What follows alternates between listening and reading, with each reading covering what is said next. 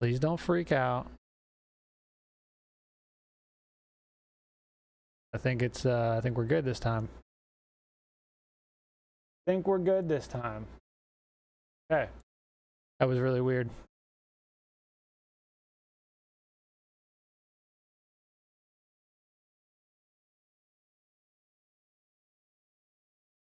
Hear that? Gonna take a few seconds.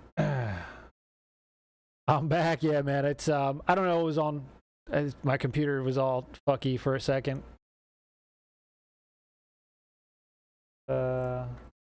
Refresh or no? What's going? Why is this not weird? It should automatically update. There we go. All right, can we find the source, please? Yeah, no, it's definitely fine now. It was really, really goofy though.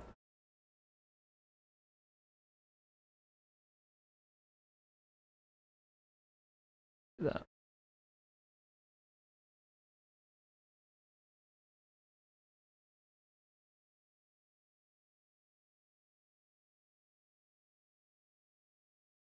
Why is it not popping?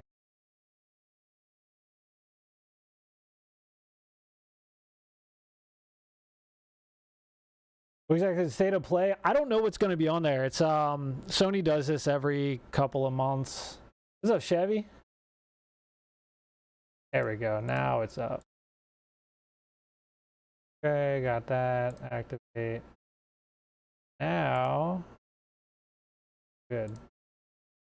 I got both up. Okay.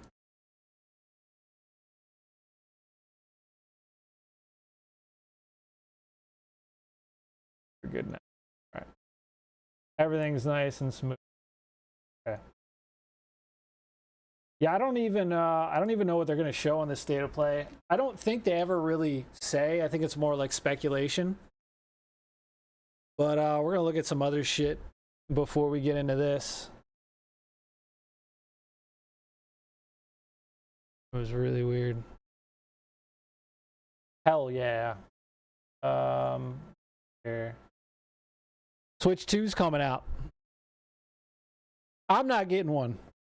So I'm gonna see somebody else unbox one, see what's in there, see look at some reviews for this thing. Cause honestly, I don't know. Like Mario Kart I'm sure is gonna be fun, but like I don't know. I don't know, man. And like a lot of pre-orders are getting canceled. At least on a PlayStation, I don't know what. Battlefront was fun back on the PS2. I don't know about the new one. Raven's Watch? I feel like I've heard of that. I feel like I've heard of it. Yeah, I don't know. Nintendo Life here. See what they're doing. So it begins. Hello there, lovely people. It's Alex from Nintendo Life here, and I have with me here a very nondescript white box, which it contains the Switch 2, though. You'll have to forgive me. I'm a little it's bit in all that. over the That's place. what they This sent out. Literally just arrived, and I'm doing the unboxing because. What's up, Albert? Hello, sir. Let's not faff around. I've got the other. We're just gonna watch some shit and then watch the state of play, and then I gotta go back to work. It's been a while since I've used 2, so do please bear with me. But here we go. This yeah, is $450 scalper prices are $800. We will be mainly focusing on just the console. This is from Nintendo themselves directly. $800. Thank you very much for sending this over. Ain't no way. It's got a load of information. Which I'm gonna put to. Plus, like, if you look at their like camera thing, like when it was like in the last like treehouse or whatever they did about it, it was very laggy. Very laggy. Like the Switch just can't handle all that at once, man. Because you don't care about that. Medusa or the old Tales of Symphonia. Guff that I'm gonna have to clear up. Just, you know, it's a good game. It's one of my favorites. I still have my copy on GameCube. How that tastes. But this is 2 discs. It's really small. That is very small. For the Switch one were bigger. I might be misremembering, but I mean, yeah, for really 800 I can get a new GPU. What's up, Luch? Size doesn't matter though. Let's see what's inside. We know what's inside, sort of. Let's have a look together. that's a weird way to do things. Yeah, with the rare. That's strange, but it's just a little bit weird to have them at this angle. I mean, I kind of like it in a weird way, but it's. I mean, I suppose it's efficient. It's space efficient. Yeah, that is true. PS5 was only $500. It's like $50 less for it, not even close to a PS5. But it's Nintendo. You want to play Mario Kart, all the exclusives, all that shit. You're gonna have to get it. I'm still not over it. Let's put the meat to one side for the moment and see what other accessories we get in here. Yeah. I mean, I can't pay 80, 90 bucks for Mario Kart. Can't do it, man. I'll wait a while. Oh, there's some stuff in here as well. See if there's any Black Friday deals or something. Certified for being fast. Like it's actually like playing on my Switch or puzzle games. Yeah. HDMI cable you've currently got, but it comes with one. Right. If you pay scalper price, you can get a PS5 nice. Pro. At least you will have an appropriate HDMI cable. But you won't get to play, you know, the new Nintendo games. You know, it is what it is, and that is a nice cable. I know it's a silly thing to say, but this. My cat would destroy that cable in about 2 seconds. It's soft. It's soft. It's subtle. Supple, that's the word I'm looking for. Soft and supple. That's This is literally just arrived. It's just an HDMI cable. That's quite the way to describe a cable. Straps. I like this guy. Oh man. That's the blue one and the orange one. Watch me use them on the inappropriate Joy-Con. For fun. What we got here? I think this is the grip from the looks of it. The goat of Mario Kart? There's the grip. It's pretty. I don't know about that, but one, which is a shame. If you want to charge outside, you'll need to. I wouldn't be surprised if GTA 6 is going to be 100 plus. To hold the Joy-Con. Let me put them in. But I mean, it's Rockstar, right? So. It's just. It's such an improvement over the first one. It's not even funny. Who thinks that the Switch 2 is going to have insane stick drift again? What do we think? How many times do you have to replace your goddamn fucking Joy-Cons? I'm gonna nerd out about, but this feels what is that? Heavy. This is a chunky little thing. What is that? Is the power adapter. Really? 60 watts. And if that doesn't mean anything to you, then that's okay. USB-C to. I live in the UK. And, okay. We have the best plugs. Eat it. USB-C cable because it's detachable now. A nice little touch. Can I? Twisty ties again. A really nice I do K12 reacting. Yeah, it's a new era, dude. What the hell is this? We got some juicy stuff coming after this. I just wanted to see what this. I'm not gonna Switch 2 tomorrow, so I want to see somebody open it. You know. When you decide to step like, do you want to Switch 2 ad? Will you Switch 2 video? Is that fucking Paul Rudd? Yeah. Dude, not Paul Rudd. Not Paul Rudd. Is he even game? And lastly, I think I know what this is. Wow, this is actually no problem, $100 with tariffs. The dog. God damn it, Juan. I genuinely didn't expect to do that. Lovely matte finish on the front there. This part just comes off at the back. It's just held in by. I mean, it's just the same thing. Clips. Okay, I've held it off long enough. Let's have a look at the console. I mean, I can do TikTok dances in jorts. It's you know, why not? So small and so big. Why not? It's upside down. Also very reflective. Hello, lamp. Here we go. First time for this console, unless it's been through testing. Certainly first time for me. I like the click. Like the click is satisfying. Lordy Lou, you know? Finally here. This feels genuinely surreal. It's been so long. It's been such a long time coming. And now it's finally here. And it will never be this clean again. I wasn't planning on doing this, but should we power it on? Let's power it on. Oh, there it is!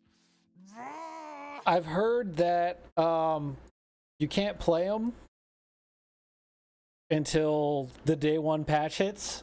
So the question is, if you get one years down the road, say something happens, right? Say something happens, you can't get on the internet to download whatever software update you need. Is it just constantly a brick? Like you're screwed? Because look at all the people that still have like N64s in boxes and shit. That you just open it and go. But like this shit, if you don't have access to the internet, like if you just want to go pick up a game and play it, like now with having to have internet to download the games, like what if your internet's out? What the fuck are you gonna do? You're gonna go home with your Switch and just fucking sit there and look at it? It's crazy. Check out Arc Raiders. Nah. I don't know. I can't get into FPS games like that. You know? Hell yeah, Chevy. Yeah, if you hack it, they're gonna brick it. No more. Goodbye. PSP is back, man. I wish Sony would make God, the PSP was so good. The Vita was good as well. But I still have my PSPs. PSPs were good as shit. Child again. Okay, that might Both be coming of through. no, one of mine is homebrewed, if you will. Those are lovely speakers. Let's have a quick. Should we just have a quick little look through? I'll do the whole. Yeah, let's do it, man. Just a little quick look through. Well, We don't have halfway. the Skype, it's like the sound is coming from around me. I know they were talking about like 3D audio or something. It just vibrated at me as if to say, "Come on, okay." English, UK, Europe. It knows where it is. I don't know how I feel about the new Donkey Kong game. Should we up the brightness a little bit? Can But- we do that? That's the C button, Alex. We can't up the brightness yet. I've been seeing a lot of Mario Kart okay. gameplay on my Okay. YouTube feed today. I haven't I'm not looked gonna at show you it, my but internet settings. I probably will. It's time to update because this thing doesn't do stuff without it. It needs the update. The frick was to do that? stuff. A new Switch 2. But we'll leave it there for the K12 cream. console. But let's have a New look. Switch at looking Mario great Kart though. World. Let's unbox Underscore a game as K12 well. Kingo. You know. Wait, did you hear that on the stream? did I'll the, get Yo Mama a new Switch 2. Underscore K12 cream. New Switch looking great though. why is it Underscore playing K12 again? Kingo. Juan, thank you for the 50 pesos, sir. I don't know why I played twice. If it plays again, there's an issue. I don't know why. Hell yeah. Yeah, I got text-to-speech on, boys. Fuck yeah, dude. What this is going to be about. It's just going to be opening it up just as you would anything else. It's exactly the same size as a Switch case. I'm fairly certain. I'm pretty sure people know that already, but you know, I feel like I've got to say something. Oh, there's inside art. Dude, that's it. They still do not want to give, like, do you remember instruction manuals? Come on, man. I control my streamer? Yeah, man. Yes, you can. I told you that I've been working on some shit behind the scenes, you know? Yeah, I miss the days where you get the instruction manual. I guess nobody really reads them anymore. But, like, you know, being a kid and reading those on the car ride home was the best. Imagine the possibilities. Yeah, I mean, you could do a lot, man. Do that. There's no extra You could do a lot there or anything like that, but no, you know, it's red. It's red. Come on out, you come. yeah, it's pesos. I feel the need to be super delicate. Appreciate it, Kev. Let's.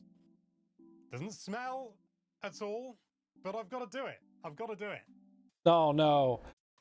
Hold on, wasn't it the didn't Nintendo put something on their Switch Joy-Cons that like would keep kids from putting it in their dirty little mouths? Yep. There. So it's still there? Yep. I don't know if it's less bitter than before, but it's certain. Let's just say if you put that in your mouth, you're gonna know about it. And since you're here, as a bonus, let's. That's what she said. If you put that in your mouth, you're gonna know about it. I went to a Mexican restaurant one time. Juan was probably the owner.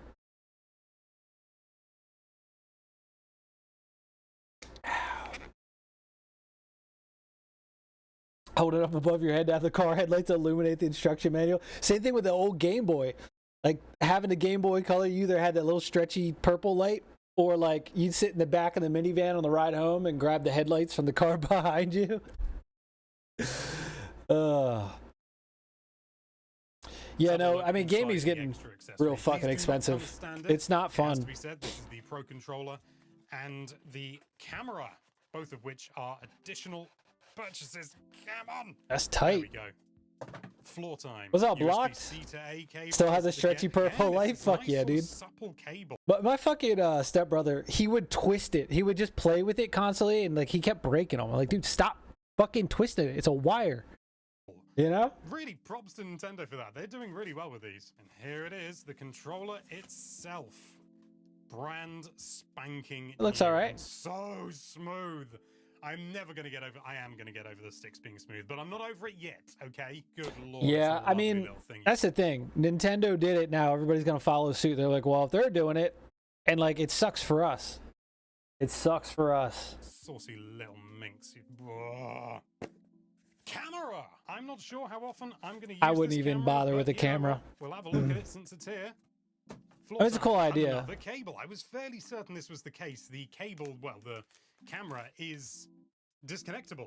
It comes with a cable. It's not hardwired. Well, not hardwired, but the cable can be removed from the camera module itself. Oh, good lord. Meaning that if you need a longer cable or something like that for whatever reason, you can use it. And look, the shutters. Oh, that's a metal stand.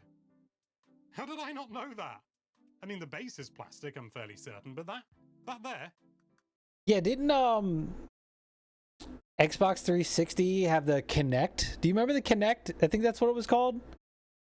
That thing was interesting. But like, I don't know, if you watch the footage for this, the it was so choppy. It's cool, like it's a cool concept, but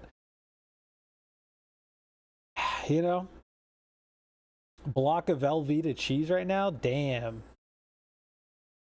Those places keep their insane ass deals. I know, right? Imagine taking a 4-year-old console and bumping up $100. Like, that's crazy. That is insane. Be my step, bro.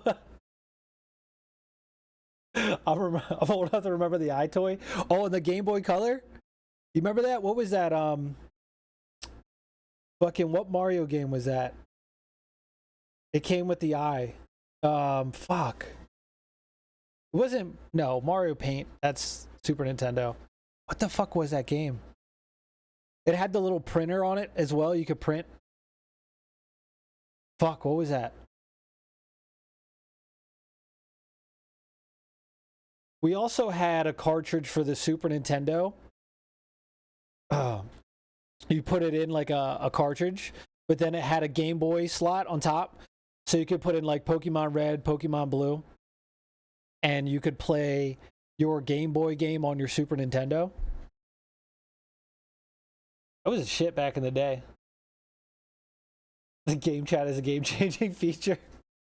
Okay, Hey, it doesn't man. sound like that, but I guarantee you it is. It's cool to the touch. I don't want I mean, anyone at least to it's see me. well made.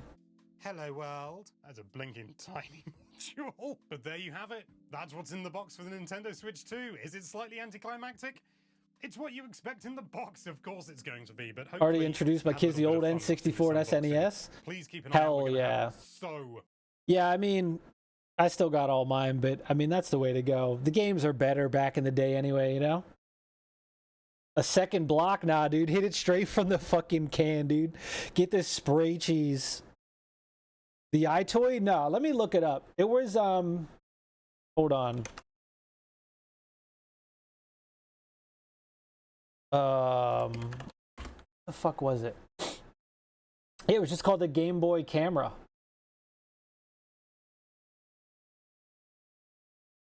Right here, the Game Boy Camera. You put it on your fucking Game Boy Color. And then there was like a little printer. Yeah, like literally those were the images it made. Just like that. Dude, it was crazy back in the day. I don't know who did that, babe. Wasn't me. The Game Boy Camera. I'm telling you, man. So much coverage of this thing. Spy on my sister. So stay subscribed. Jesus Christ, dude. Thank you so much for watching. If you like this, My Wii was from my dad's friend years back. I still got my Wii. It's a little beat up. The pocket printer. Yeah. Why don't you have a look inside that subscribe button? There Yeah, could be something I thought I was very subscribed to cheeky this guy. inside. And be sure to check out nintendolife.com for all sorts of lovely Nintendo-related content. Thank you again for watching. Bye-bye. I'm gonna throw his we'll give it a like, boys.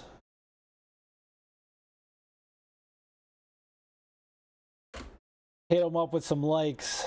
Yeah, so the next one we're looking at You've poured your heart. Is it this one? I think it's this one. Yeah. I want to watch this. This guy makes some good videos. He covers news, right? So this one's called Twitter Freaks. Are you boys ready? You know, it's modded if it has a homebrew channel. Yeah. We had the homebrew on ours. We my stepbrother homebrewed our Wii, and we had like modded Smash Bros and stuff. Oh, so good. Is TXR coming to Switch? TXR is I don't even know it's gonna come to PlayStation, Xbox. What's up, Shepard? It's going, man. I seen that. That's fine. That's fine. All right, so look, this guy makes some good videos. He covers news and shit. Twitter freaks crash out over VTubers supporting Men's Mental Health Awareness Month. Now, if you've seen, most of these companies, like the big companies, none of them are like celebrating Pride Month at all. So let's see what's going on here. So in case you don't know, June is Men's Health Awareness Month, or also known as Men's Mental Health Awareness Month. I've also seen a lot of posts of people getting mad that people are like, hey, Men's Health Awareness Month, reach out. Like, they're outraged over this. What's up, Sack? Oh, man. This is an event that's been around for I don't even I got some old Twitter account. Like I gotta get on there. More and more popular. And of course, Let us go for a Starbucks while we react to this. God damn it, Juan. Actually, before I came home, I grabbed Starbucks. You know me too well. Why does it go twice? Let us go for a Starbucks. I gotta figure that out. React to this. I gotta figure that out. Yeah, I got a Blizzard from Dairy Queen, and I got some Starbucks. Of course, with more popularity and more people posting about this on social media, there's also a bigger spotlight and people who are very upset about people trying to focus on men's mental health. Crazy. In the month of June, we're seeing this in the VTubing space and in gaming spaces as well, where people are very angry because they believe a focus on men's mental health awareness in the month of June is casting a shadow over Pride Month. Now, we'll get into the examples of all that happening in those related scenes. Which, I mean, is crazy, right? Like, they can both happen. You don't own the month. There's multiple things across there's only so many months in a year. It's wild, man. But first, I'll give my usual spiel on this topic. To everyone watching this video, I think this month is a great opportunity to check in on the men in your life, to make them feel like they're not invisible, and to make sure they know their mental health matters. Now, to the men watching this, I think there's many great things about being a man and masculine traits and all those things, but there's one very unfortunate thing that's been pervasive throughout society, and that is telling men that their mental health doesn't matter and that they're not supposed to. I agree. You can get on TikTok at any time, and you'll see that it's just like, you're a man. You're tough. You can deal with it. Suck it up. We got feeling. I cry. I cry. Do you cry? I know Juan cries every time he walks up to Starbucks. We all know that. You know? We all know that. But like, it can all exist at the same time. Like, I don't understand why people get so angry. Like, it can be Pride Month and it can be Men's Health Awareness Month. You know what I mean? We don't have to argue about it. Crazy. Speak about it, but it is important to speak about it. You got to be your own advocate for yourself, and it's not a one-size-fits-all type solution. There's many resources out there that you can use, whether it's talking to someone or engaging with something or making changes in your life. It's all important to try, even if it's a bit scary, because your mental health matters because, well, you matter. Now, finally, to the women watching this, there's a very small suggestion and a powerful one I can give you for this month. Whether it's your boyfriend, your husband, your father, any man in your life that you care about, you can do a very small gesture, and that is buying them some flowers. This will stun. All right, hot take. I think flowers are a waste of money. I know it's like the cliche thing, right? And like, they die the next day. You know what I mean? I don't know. Me personally, I just think flowers are dumb. I don't know. Every day I go to the grocery store. Not every day. I don't go, grocery. God God damn, I don't go to the grocery store every day, but like I always see people walking out with flowers. I don't know. It's weird. It's a weird thing. Did you just shit? Oh my God. I got noise canceling headphones on and I hear her shitting her pants 20 feet away. Wild. What's wrong with test drive? Don't get us started. Them. They will be very happy. It'll make their day. They'll probably remember it for months, if not years. You don't have to give them anything expensive. They won't know the difference anyways. But this is something small that you can do that will make their day. And this has to do with the whole moniker that people say every month or every time Men's Health Awareness Month comes up, where there's a sad fact that most men will never receive flowers until the day of their funeral. And I think that's a very sad fact, and it's something true. that can be a really nice gesture to do during this month. Okay, so now that we got that and all the fluff out of the way, let's get into the video for today. So right now in the VTubing scene, there's a lot of people participating in men's. I'm not gonna lie, I don't watch VTubers. I just don't.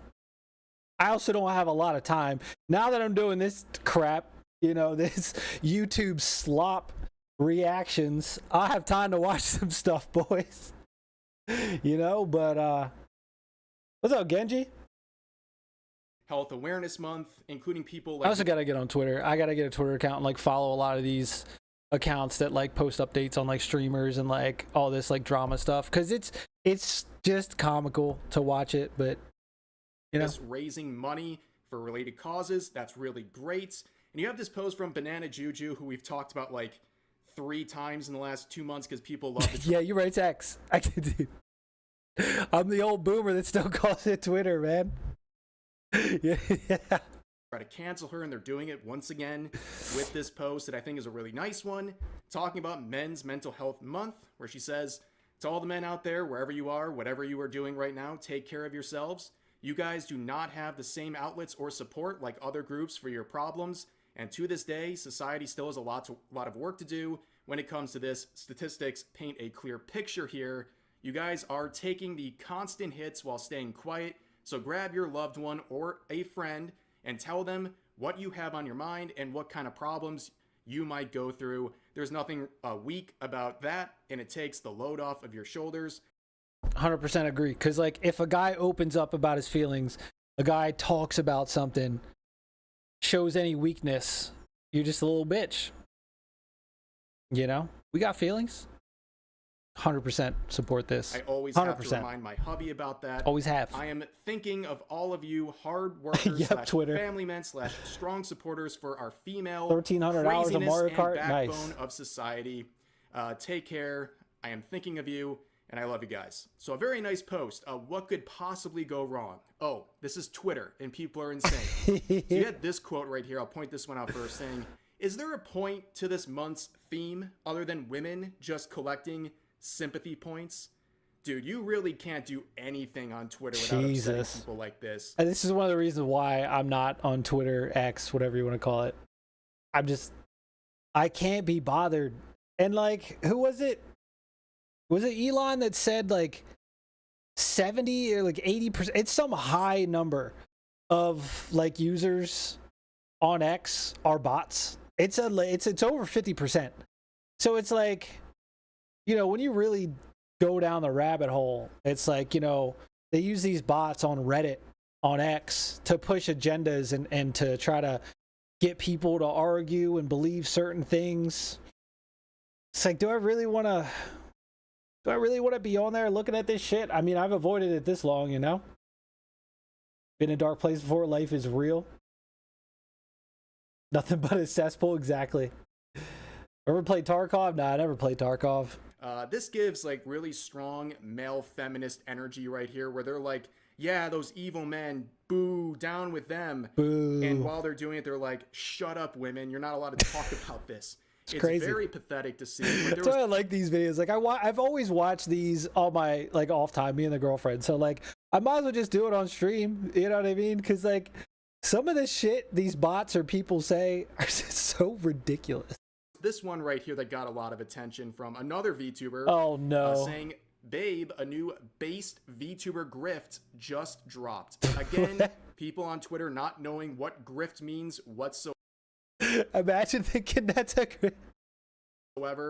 Implying that Banana Juju is lying about this. She doesn't actually care about men's mental health and that she's doing this for some sort of a profit. That's what a grift would be. But now basically everything on Twitter is a grift.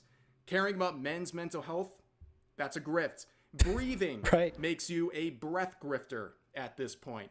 Very weird stuff. I can do the gritty. Go after this person. This is obviously a very stupid thing to say. And responding to the criticism, they said this: I thought June was all about pretending to care about gay people, but I guess that's out of fashion now. It's just a shit post. Don't overthink it. Ah, yes. I was just pretending to be stupid. I mean, look, with everything that's gone on with gaming and just all the drama surrounding everything, I don't want to really get into it. People are just fed up with certain things and certain things taking over and ruining. Look how many games have been ruined in the past year or two, right? I mean, I was watching an Asmongold video, I think it was yesterday, maybe the day before. I think it was right when June 1st hit. Like, he was going to every, like, gaming publisher. Nobody had changed to, like, Pride Month. I think on the second, Halo did. Maybe Bungie. But, like, that was the only one. And, like, when you think about it, like, he made a good point. Which, if you know anything, it's like, when these companies support whatever month it is, Pride Month, they're just doing it for extra money. They don't care about you. They don't care about what you feel like. They're like, hey, we support whatever cause. Give us your money. That's all it is. It's a cash grab. That's how companies operate. Companies don't care about you. They care about your money. And I don't know. I haven't checked today to see if anybody's like changed their profile picture to the flag or anything. But I think overall, most people in society are fed up with a variety of things, and I don't know, man. Yeah, I don't buy it. I look at the replies and what they're showing. Last year's games were full of it. Yep, like Bungie probably stole the logo. Oh man, I wonder what I saw them. They had a live stream about it. I haven't seen anything else about it. Yeah. They should have. I think they were like gonna like redraw it all. Like, they should have just hired that person, bought the stuff from them, or hired them to do the graphic design and called it a day. Wild. Here too, and clearly this person really is angry about this and thinks it's some sort of a grift when people say it, and they just got caught looking stupid, and now they're trying to backpedal and say this is all a joke. But this is the examples they're providing here that make absolutely no sense. Beginning with this post from Kitsu, where she's saying she's trying to look into a charity that deals with men's mental health. Yes, ladies and gentlemen, in the year 2025, grifting is when charity. Make it make sense, please. But there's other examples from Rosie here, a very nice post she made, and some other VTubers as well. Nice post, but of course they are being besmirched and attacked here for reasons that I can't really comprehend. And at the end of this thread, calling people grifters over caring about men's mental health awareness, they do the most predictable thing ever, and that's promote themselves. Yep, they share their own Twitch account, hoping to cash in on the outrage they have produced. And if they're going to self-promote, well, guess what? I'm going to do the same. Just in time for Hell today, yeah. You can use code REV30 to get 30% off your Twitch. Hell yeah. Asmund also showed a while back. It's just American logos that changed also. The same companies overseas. Oh, really? Oh, I must have missed that part. Yeah, see? It's only in the U.S. Oh, man. It was in the past. Wouldn't post the same post on their overseas account. Oh, yeah, Albert's saying the same thing. I didn't know that. That's interesting. So it's just a cash grab for the U.S. Because I guess, I don't know if they do it overseas. I know Pride Month's been a thing for, I don't know how many years. I guess they don't do it overseas. That's kind of insane. Unless you take a trade, you can't say you support Prime. Total advanced GG order. Use that link in the pinned comment to get here. There is something very exciting to share with you guys. A limited time summer apparel line right here. And I got to tell you, absolutely kind of nice, bangers. Not gonna lie. Cool designs. Not gonna lie, I kind of like those. I've had their merch before. Senpai. Very good stuff. You can see the very many different options, including t-shirts as well as shorts, and also these handbags, these duffel bags. Make some jorts and I'm in. I'm in. I'll just make this very clear. The only thing the Rev 30 code doesn't work on is the duffel bags. That's it. Everything else, the 30% code will get you 30% off on your order. But yes, you have this apparel line, and I will say, if we sell enough apparel on this line using my code, we will have some special Rev apparel coming very soon. So every little bit of support on this helps greatly. And also, if you just want the regular Advanced GG flavor jars, you can use this tab right here. Flavor jars. Use code Rev30 to also get 30% off of all these. Goddamn, 45 bucks. Big hit with all of you guys, especially the new peach rings. You guys really seem to like that. I mean, peach rings are good. So that is what's going on with the latest campaign with Advanced GG. K12 jorts. I'm gonna make my own shop, K12 jorts. Yeah, I'm gonna get all the boys to get their bussies hanging out. You know, right? The K12 jorts. Show your support for Pride Month. Let your bussy hang out. Fuck yeah, dude. Next year, boys. Next year. Comment, and also make sure to use code Rev30. Get 30% off your total order. And let's the land of the insane. And make sure we get a new Rev apparel. Yeah, my dad lives in Florida. It's wild down there. So going back to some other tweets here, there was a very bizarre moment in the gaming scene. A twist many people like myself did not see coming. Rainbow Six Siege. Don't they always change their logo for Pride Month? And they're going with And Ubisoft made a post that will flabbergast you. They say this: it's okay to take off the mask. Strength and I mean, think about it. Look, right? Me personally, I'm a little fed up with a lot of things, but some of these people that are activists, like there's some TikToker that literally gets upset. Like, they go to restaurants, and then as soon as they're misgendered by the waitress or the waiter, they start having a fucking outburst, and it's just, it's exhausting. It's like, dude, these people are trying to live their life. They're just trying to make some money and then go home. They don't have time to deal with bullshit. They're not doing it on purpose. And like, people like that, like, make people like hate, they just hate certain things. Like, it just creates hatred.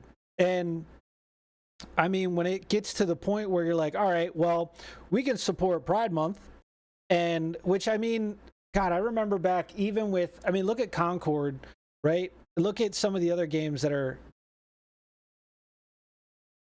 made around that, right? They flop. These people, like, they come out and they talk up the game, and then when the game comes out, they don't support the game. So it makes more sense for a company to support men, which is the base of the people playing, like the majority of the people playing video games, over, say, a 1 to maybe not even 5% at most, you know, people that are playing games, right? You're gonna, from a business standpoint, it makes more sense to go, oh, Men's Mental Health Month. Let's support that since that's the majority of our player base, right? I mean, that just makes sense to me from a business standpoint. Vulnerability Rare are not Ubisoft mutually W. exclusive. June is Men's Mental Health Awareness Month.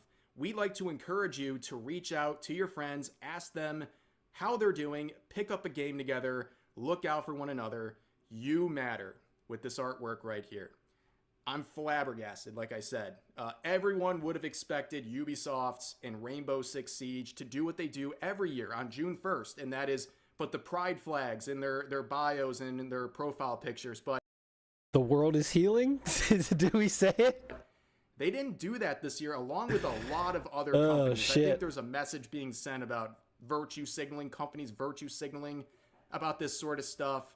But yeah, Rainbow Six Siege coming I mean, that's all it is. They just want some extra money, promote whatever's popular. That's all it ever has been. out and supporting Men's Mental Health Awareness Month. You know what?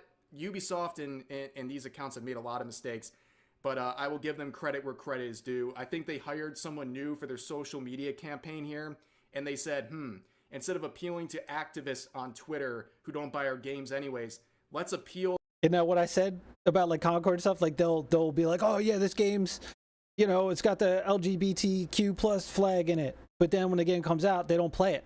They just want to be represented, but they don't want to support the product. Like that happens. All the games that like go that way, usually what happens. I mean, look at Tokyo Extreme Racer. They had a wanderer called White Revolution. You know who was upset about that? On Reddit and on Twitter? All the furries. Those are the ones upset about it. And most of them are with this, you know, pride community. It's like, which is fine, but like the problem most people have now is they get mad and upset over everything. They take everything as an attack, and it's like, it's so exhausting. It's not that serious. Like, you've got a Wanderer from like 1999, 2001 that just was named White Revolution. It's a car game. There's nobody inside of it. It's just a car model. And it was just, that car was just white. And it was just, that's what it was translated to from Japan. It's not like a white supremacy thing, but like it was getting attacked for that. And then what did they do? What did Genki do? They went in and they changed the name. Gone. White Revolution's gone. They massacred our boy.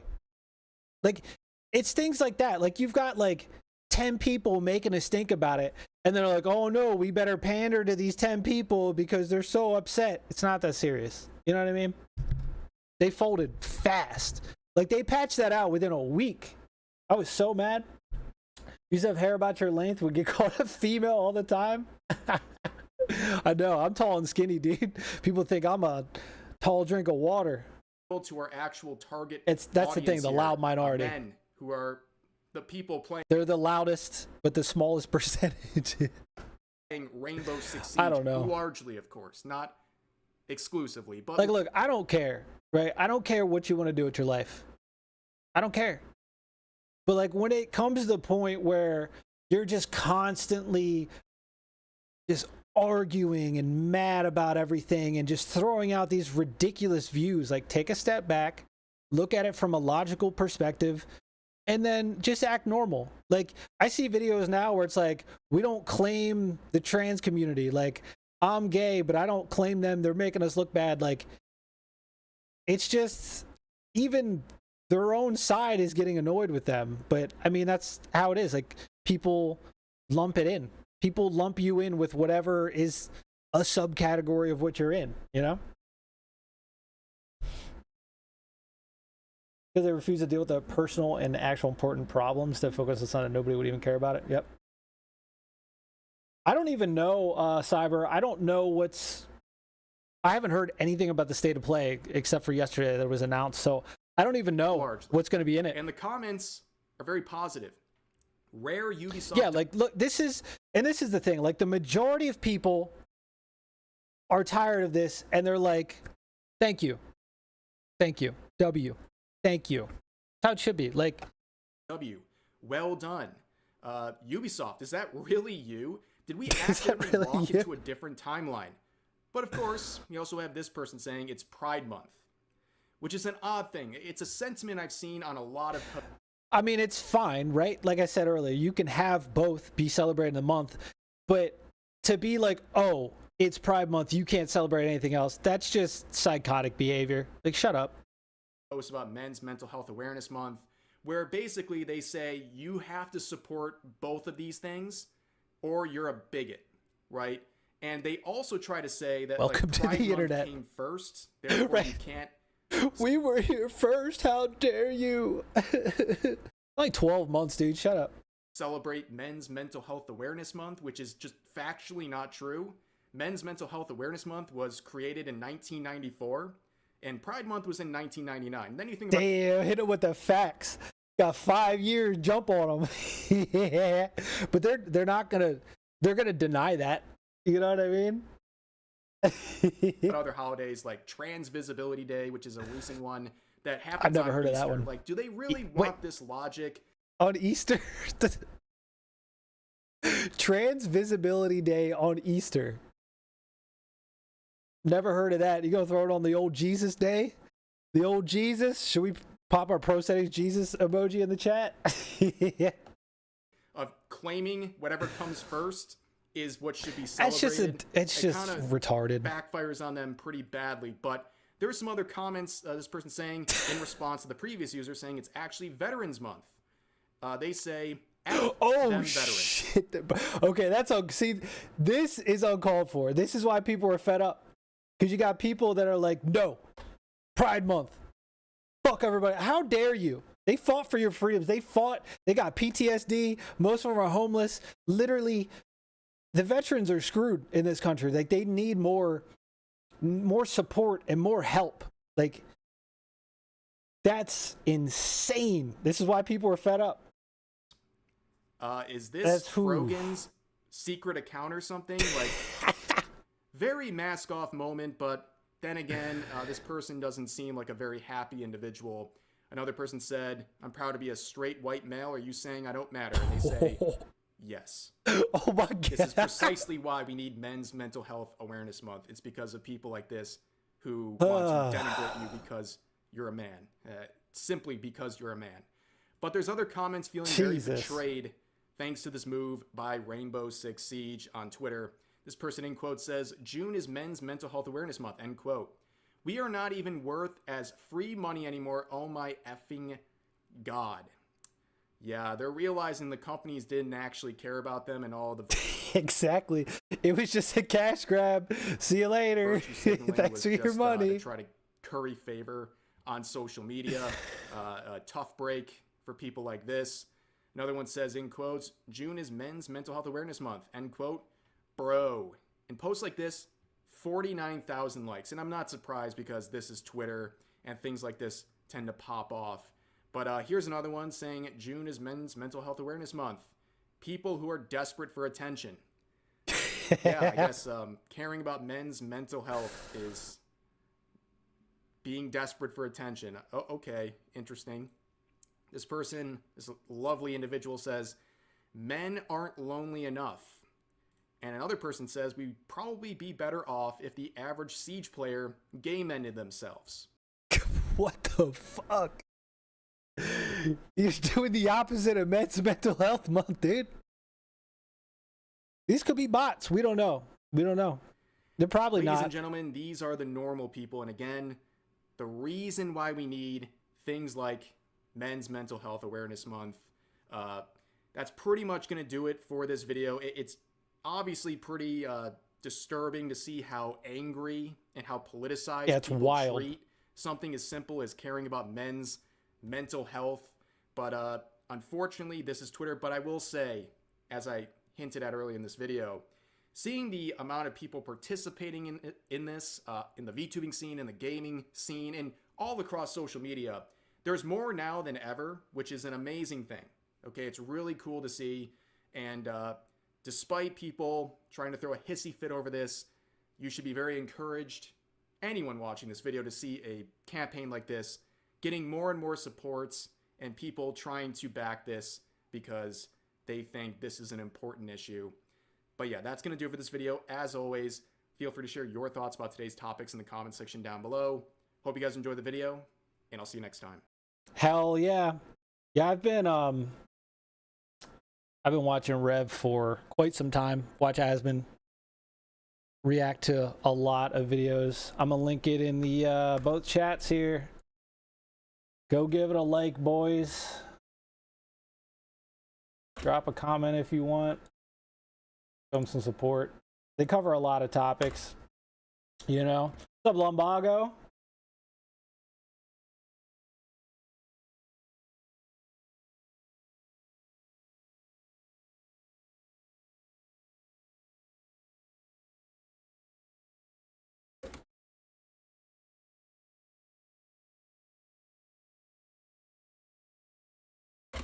All right, let's see here. Bloop, bloop. Goes how you feel. How could you disrespect them? It's just how the internet is. Like, even on like comments about like racing games that I've covered, like I see people get like real fucking crazy. The amount of comments that I get that are like banned and I either have to delete or approve them, it's just like, what the fuck are you talking about? Like, why would you even say shit like that, you know? Yeah, and Albert's right. Terminally online, folks, have nothing better to do. Like, some people live on X or on social media and just argue with people in the comments all day long. It's bad, man. Shoe on heads. Ooh, I haven't been recommended her stuff in a long time, actually.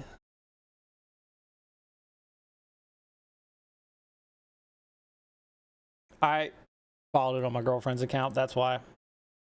Yeah, she makes some really good stuff. Really, like, insane views. A lot of people have been talking about Twitch dying, and people have been going to multi-stream everywhere because in the contracts you're allowed to now, you know?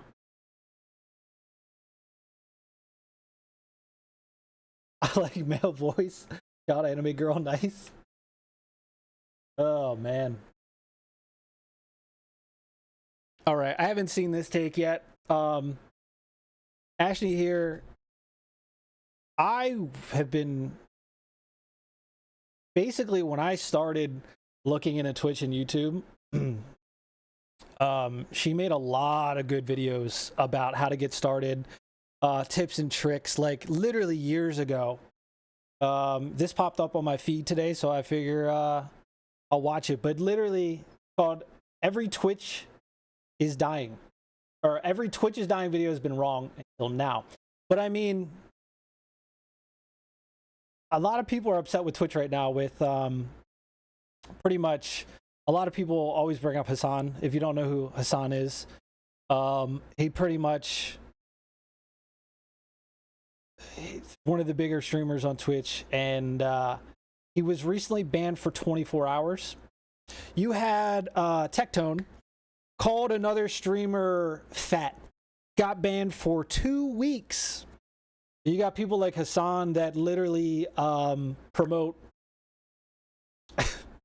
terrorism and all kinds of shit, and nothing's ever done. And a lot of people are really upset with Twitch's moderation right now. So I figured, you know, I followed this person for years, so let's see their take on it, you know. I still do want to make videos myself about like talking about things or making videos on like what's going on with topics like I always have. You know, we got 3,700 videos on the channel, but we got time for this before the state of play, so let's watch it. You've poured your heart into Twitch, but you're not growing, the platform isn't either, and something happened this week that should make you deeply concerned. If you're still streaming on Twitch, this is your warning. And you can trust me because I've led marketing and like this, it's funny because like I said on my channel update today, this morning, I was literally doing Twitch only for like 2.5 years, like back in like 2016, 2017. And in 2 years of literally like 30 to 40 hours a week of streaming, I only got to like 230 followers. And I've done really good with YouTube. And it's kind of one of those things where I'm like, all right, you know what? Multi-streaming is pretty much a thing now. I need to branch out. I need to grow. And as soon as I start multi-streaming on Twitch, all this comes out. And I'm like, this is the worst time for me to start multi-streaming, you know? It's fucking horrible. almost 70 startups, been a creator for over a decade, and worked with thousands of creators one-on-one over the last 10 years. See? So this week, Help TikTok me out. officially passed. Like I said, over a decade. It's who was popular when I was, you know, getting into it. Very, very helpful videos, you know? But, I mean, Twitch. I got to start getting on TikTok live as well. I would go to Kick, but my computer just doesn't want to do live it. Streaming viewership. If you're still betting on Twitch, I think it's definitely time to realize that growth is stagnant. Twitch has not grown since 2020. Hold on, pull that graph back.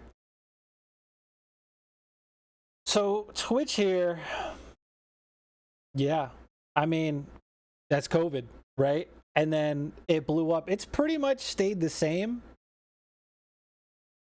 Sure, it's dropping a little bit. It's not like it dropped off completely, you know? Yeah, my 2070 Super. The Hassan flag video was wild, yeah. Beer still in the truck? God damn. Since 2020. Nah, Reggie, you're not late, man. Welcome in. That's true. And that's the thing. Like, a lot of these people that post this stuff, if they said it in real life to somebody, they get knocked out. You know? Creators that's the old video. Still struggling to get discovered, and top creators really dominate 90% of this has been my issue with Twitch since the get-go, right? I could be streaming, I could be, you know, I did the racing game niche, and while it was small, it was easier to get viewers because it wasn't oversaturated. But the thing with Twitch is discoverability. That's always been my biggest problem with Twitch. Like with YouTube, you got a chance with different keywords. Sometimes the algorithm can pick you up. But on Twitch, if you don't have the viewers, there's nothing you can do. You're at the bottom of the list. Like, you can go on Twitch right now and you can go and then it'll just be like, you know, maybe like 20, 30 top guys, right? And then everything else is like 3 to 1 viewers, and there's like thousands of them. Nobody's ever going to find you, you know? Nobody's ever going to find you. Platform traffic. So most people aren't making any money. As of 2024, over 90%. Also, Twitch ad revenue has dropped by like 80% in the past month from what I've heard. A lot of people are very upset about that. It's bad. It's bad. And it's one of those things where it's like, you know, if all of a sudden you're getting hit and you're losing money and this is your full-time job, of course you're going to look for another avenue. You know what I mean? Like, it just makes sense now that multi-streaming is a thing to just put your eggs in all the baskets. You're going to leave money on the table, you know? Let's see, channels grouped by average viewers who streamed on Twitch over the past 30 days. 0 to 5 viewers here. Over 1 million. Over 1 million channels in the past 30 days. Streaming to nobody up to 5 viewers. Is that me right now? That's me right now. It's going to take a while for Twitch to get back on the horse here. But I mean, even look at that, 25 to 50,000. Like, that's 25 is not a lot of viewers. You know, on YouTube, I've gotten up to 600 viewers on YouTube. And back in the heyday when I was like, you know, active, well over 100 every time. But if you look at that, it's a very small percentage of people that are at the top. % of streamers on Twitch average under 5 viewers. And TikTok's rise shows us how quickly the internet can shift. When a platform starts struggling and fails to evolve, it descends. Your meeting? All right, I'll be quiet. God damn it, Shepard. Thank you, sir. Does it show? Why does that not show up? Oh, it's on YouTube, that's why. I heard the sound, I was like, I think that's my Twitch notification? Hell yeah, Shepard, thank you, sir. Into a death spiral. One of the things I learned whenever I led marketing and growth at a social media platform is that social platforms do not blow up overnight. They follow a predictable path of growth. And understanding these 4 stages helps us see exactly where Twitch is starting to fall behind. The first phase is called early adoption. This is where I typically work, so I'm very familiar with this stage of business. So this is a startup or a seed stage company. Maybe they're Justin TV. which just means that they're paying for everything themselves. All right, the rest of this video, we got to be quiet. ASMR mode. Girlfriend's got a meeting. She won't let me have a streaming room, so I got to deal with the repercussions. He's me mugging me right now. All right, ASMR boys. And it's very early. Hell you really yeah. attract like your passionate initial user base, and these people tend to be kind of counterculture early adopters. At this phase, platforms are pretty chaotic, but they can be exciting. The second stage is viral growth. This is when you have word of mouth, influencers, network effects really kick in. And so you attract creators, those creators make content, that content attracts even more creators, and the platform grows to the point where media and investors start to get interested. Twitch had a couple of viral growth stages. I would say 2018, whenever Ninja played with Drake, was massive media. I was there for that. I remember. I've got a Dr. Lupo and Ninja do all the work t-shirt, St. Jude's. They were doing our fundraiser for St. Jude's. I have in the other room. It might be in the dirty laundry. I still wear it. I remember when I was very new into Twitch. Like I was a little baby, like 50, 100 followers trying to get big. And I remember when Ninja had like over 100,000 subs and was just taking off on Twitch, man. That was my second apartment, not my third apartment. I remember that. I had my streaming room I had a 2-bedroom apartment. I remember that, man. I remember that. Media attention kind of for the first time for Twitch. And then in 2020, when the Pandemic Lovato came around, then all of a sudden everybody wanted to take that time to stream on the platform. The third phase is platform maturity. This is when platforms start to focus on the user experience, monetization, user tools. Ad revenue starts to come in, and the platform is not really like cool anymore. You don't have those early adopters at this point, but it is functional. It is usually profitable. This is also when policies, moderation, and algorithms really start to tighten up, because at this point, a platform has attracted so many users, it can become a little culturally chaotic, and they don't want to attract too much negative press that is going to prevent the further growth of the platform. And then the fourth phase is plateau. Growth typically slows because the platform has reached some level of market saturation. Innovation slows. A lot of platforms become risk averse. They have so many users that they don't want to do something drastic that is going to dramatically change their experience and make. I feel like that's Twitch right now. I mean, they don't want to ban or really hurt their money makers. They want to keep them on the platform because they're making them money, but they're allowing them to get away with stuff that they're banning smaller people for. I don't know. Policy moderation. Twitch could never. What's up, Carl? You're right. It's just because I know a lot of people, like I said, are upset about the 24-hour ban for Hassan on his day off. Like this. They look at Tectone 2 weeks for calling somebody fat. That's crazy. But I don't know. I know a lot of people are calling for change for Twitch right now. And I mean, with Asmon jumping over multi-streaming to Kick, and a lot of other people jumping over, if Twitch is going to lose viewership and Kick takes off, Twitch is going to be forced. But I mean, like, think of it this way, like, competition is good, right? The more, like, when people, like, you know, when we covered all the racing games, the more games that came into the space, it was better for us because it'll force Need for Speed, it'll force The Crew, it'll force, you know, Test Drive, Rip Test Drive, fucking flop. It'll force them to make a better product, right?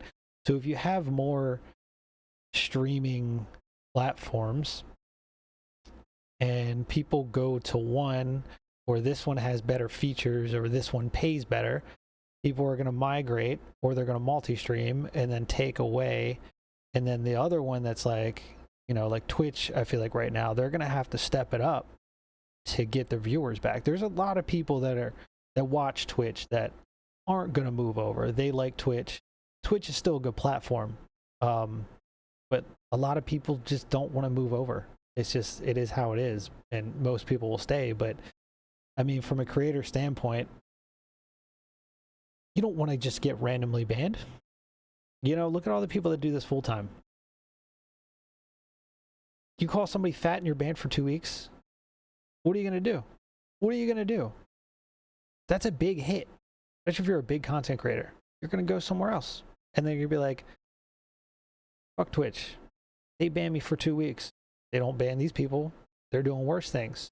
And then it leaves a sour taste, and then you start making videos and you're pulling audiences over. Come support me over here. Nah, Twitch did me dirty. Twitch did me dirty. Come over here. You know? What's up, Capo? Yeah, Tectone, 100%, man. Yeah, Asmin in 2 days made more with less viewers than he did on Twitch in a month. I don't know. I know Kick, again, sorry, I gotta be quiet. Girlfriend's in a meeting. You won't let me move. Kick does a 95-5 split on subs, which is insane. And I think they pay by the hour. I think Tectone said he got like $300 in like 3 hours, or not, $1,000 in like 3.5 hours. So I don't know. I think it's depending on how many views you get. Like they pay you per hour. If more people come over and they see how much they're making, I don't know if they can sustain that. Like their payouts are big. Hey, if it works, it works. But I don't know, you know? Because with Twitch, I think for partners, it's 70-30. That's a reasonable split. Like, it's not cheap to run these websites, so we'll see what happens with Kick now that more people are migrating, but that's what I'm curious to see. Like, can Kick still provide that amount of money to streamers? You know? Oh, you're fine. You haven't missed too much. We watched like 2 videos. We're about to do State of Play. Oh, stake, right? All the gambling and stuff. Yeah. But I think Kick, they're not doing like they're not signing people on anymore. Because I think Luminati, I think is his name. He got banned on Twitch recently. I think Asman covered a video and then all of a sudden he got unbanned. But he wanted to move the Kick, but he wanted a deal, and they're like, we're not doing that anymore, which is smart on Kick. Like, you're just gonna lose money, because I mean, think about it, right? Some of these streamers are getting like multi-million-dollar deals. You pay somebody $5 million to come over for a year or 2 on a contract. You know how much money that is? You know how lazy they're gonna get? They're not gonna have to drive like, oh, I already got the bag, I already got the money. I can just hang out and just be boring and not really make any content or make my own content. I can just watch stuff or just hang out. You know what I mean?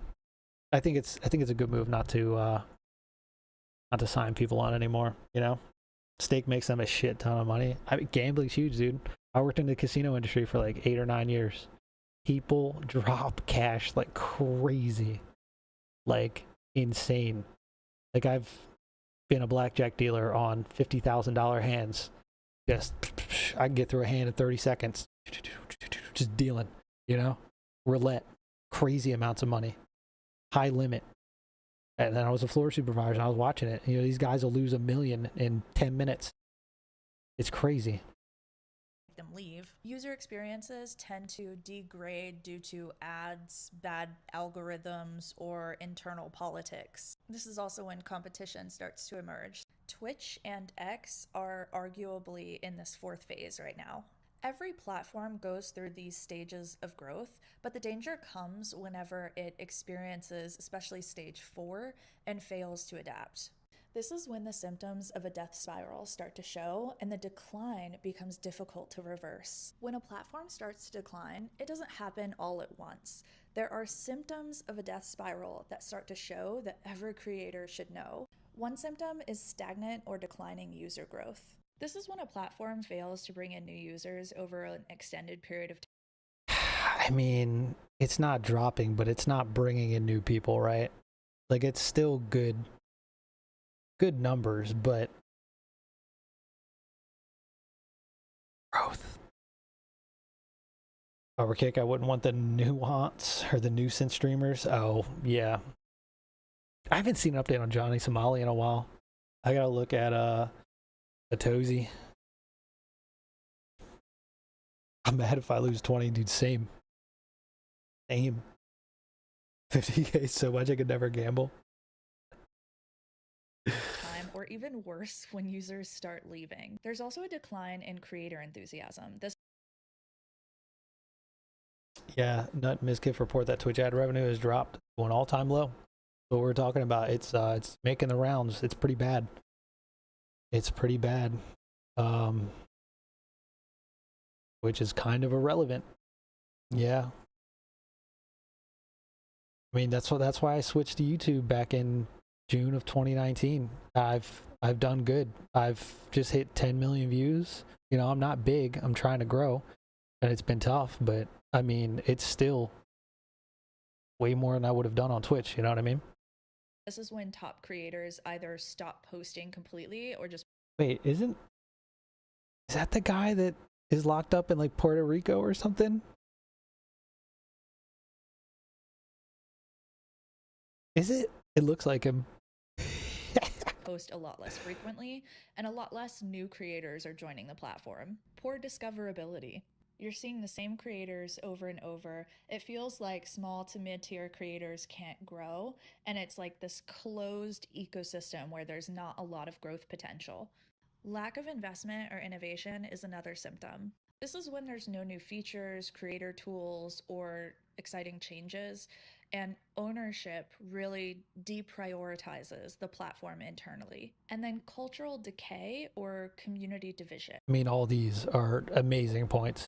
I mean, like, you know, discoverability is huge, but I mean, that makes sense. Lack of investment or innovation. Like, if you're not constantly trying to be better, like right now, Twitch, I applied for it.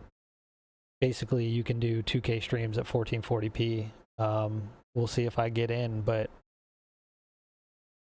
allowing that for not just the partners for affiliates now, but I mean, then you got to think of it this way. Well, if Twitch is staying stagnant or they're not making enough money, now they're allowing higher bandwidth and video streaming. That's going to be more money out of their pocket. It's not enough to keep people like, oh wow, you can stream at 1440. You're not even going to notice a difference. The community. You should be much bigger. Pause. Woo. Dude, I wish I had a new PC. I need one. Yeah, our fiber internet, finally. I had fiber internet like 10 years ago on the East Coast, but Midwest just finally caught up. It'll be 950 download, and then sometimes it'll be 600. 900, 600, 900, 600. Upload per computer, 960, 610, 940, 620.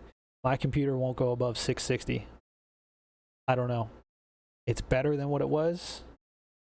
I can upload a YouTube video in less than a minute now instead of 40 minutes, but it's not stable. So, you know.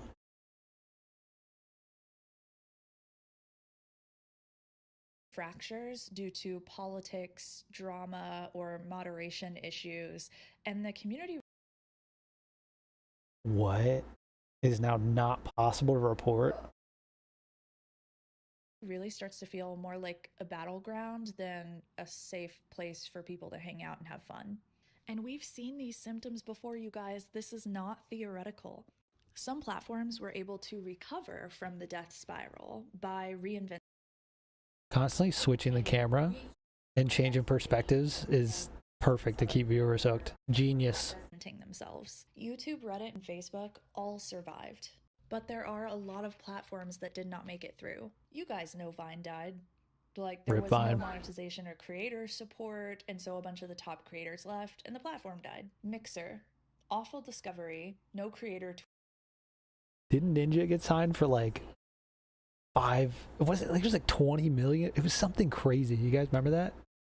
Mixer? Oh man, Mixer. Yeah, Ninja got signed for a shit ton of money.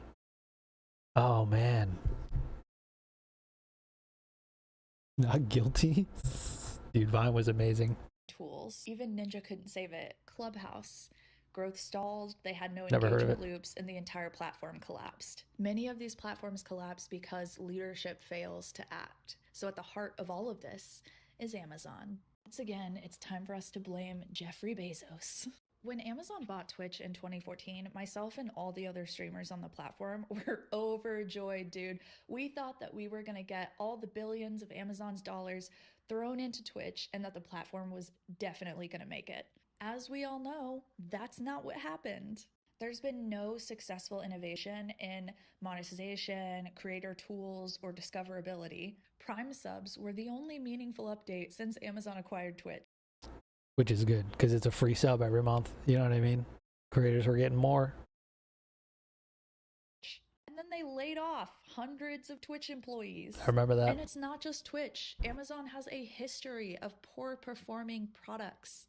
Amazon Game Studios, what is going on? Are you okay? Y'all have had years of failed projects, mismanagement, canceled games. Amazon Live is irrelevant in the US market. Amazon Luna, their cloud gaming platform, nobody Never heard of uses it. Have you even heard of it? These examples reinforce a pattern.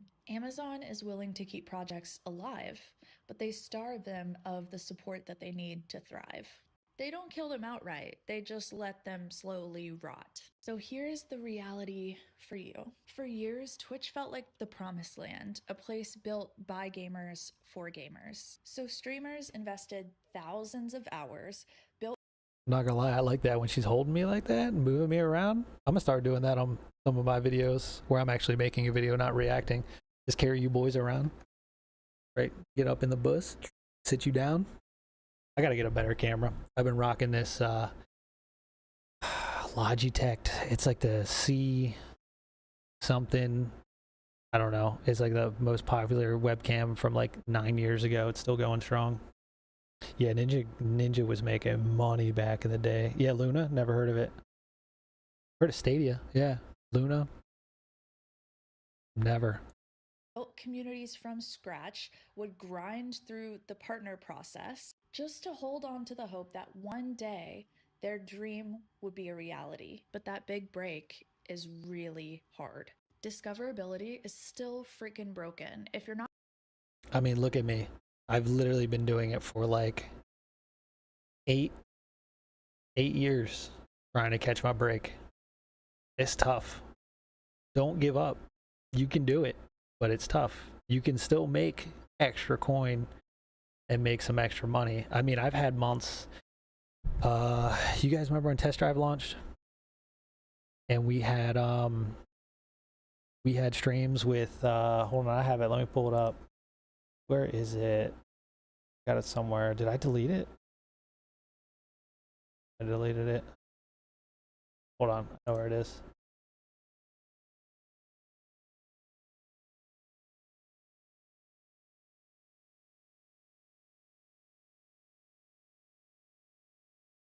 $598 peak concurrents. Early access for Test Drive, 18,000 views. Okay, what about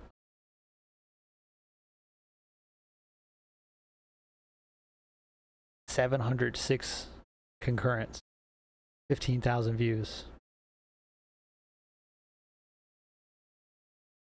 Crew Motorfest Year 2, 500 viewers. We used to have some crazy streams on this channel, but it didn't stick. You know, and that's why people get locked into a certain niche, right? I could just stay with that, but games like the Crew Motorfest don't stay that hype for that long. That's why a lot of people cover game news that's new every day, something else, cover it. You get that view because it's new every day. If you stick with a game like Test Drive or all the racing games I've been doing, you literally, it just gets stagnant. It's not even, you can't even keep those views up for 2 or 3 days. They're done. They're gone instantly. You guys remember when we got view botted? Where was it? I don't know if I have that. Yeah. Remember when we got view botted? 117,000 viewers at one time, but my views were only 2,000. We got view botted. But my point was, even being a streamer with what we had 25,000 subs when Test Drive came out in September. That month I made $3,700 on YouTube. That's a lot of money.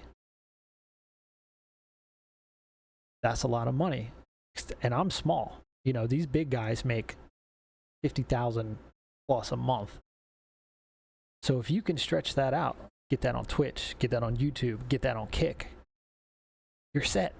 It's just money out there, take it. You know what I mean? But the point is, like, even if you're small, if you can grab views, you can make money. You can do it. Don't give up. Now, I have yet to even come close to that amount of money. But for the most part, even a channel my size, I do pretty good. And it's 90% ad revenue. So, you know, when a lot of these creators are leaving Twitch because the ad revenue dropped, I feel that. You know, especially if you're a smaller person like me, or you're still trying to grow, you're still trying to get out there, you're grinding, you're making videos, you're just nonstop, years on end. It's tough. It's very tough. The title. Philip DeFranco, I don't know who that is. Not currently big, it's impossible to grow unless I remember that. Remember when you get view botted? Yep. Oh. I'm almost a year and contemplated quitting a few times. It's tough. You're gonna have highs, you're gonna have lows. It's harder now than it ever has been. It's rough, man. And like I said, like, that's why these people cover news and they cover current topics and they cover what's drama, and because it's new, it's fresh, they can get the views. It's not like you're doing the same monotonous thing every day and people are like, well, nothing happened. I'm just here for this guy's personality at that point. But like, even Motorfest, we had 500 some viewers day one. The next day I was down to like 120. Third day I was down to like 80 viewers on my stream. Nobody sticks around. But if you cover the constant news, new games, you know, there's 2 new games this week, you cover that. The next week you're covering those 2 games. Like, you keep, it's fresh, you know. But it's hard to break into variety streams. It's especially if you're smaller. It's tough. unless you grow an audience on a different platform and bring them over to Twitch. Meanwhile, Twitch makes a bunch of and that's tough. I got almost 33,000 subs on YouTube. I cannot get anybody else to come over to Twitch. No matter how many times I post about it. I'm at what? What are we at on Twitch? 532 followers. If I could even get 1,000 to come over, that'd be great. I'm a post every day until people come over. But you know, is my Twitch chat not going over? Mostly watch musicians on Twitch. That's actually kind of cool. Why is that?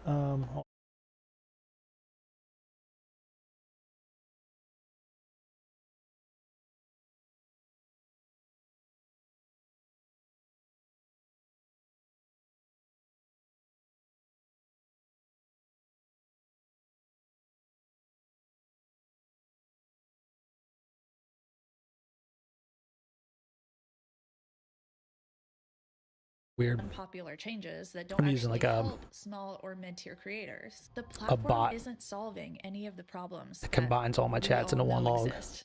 And every year it becomes more obvious. Twitch isn't prioritizing the people who made it great. Look, I don't want to completely discourage you here. If you still want to grow on Twitch, you can still grow. I talk about that more in this video right here. Very helpful. A lot of creators are exhausted. Been looking at them for years. They're loyal, but they're stuck. And loyalty in the face of neglect is a trap.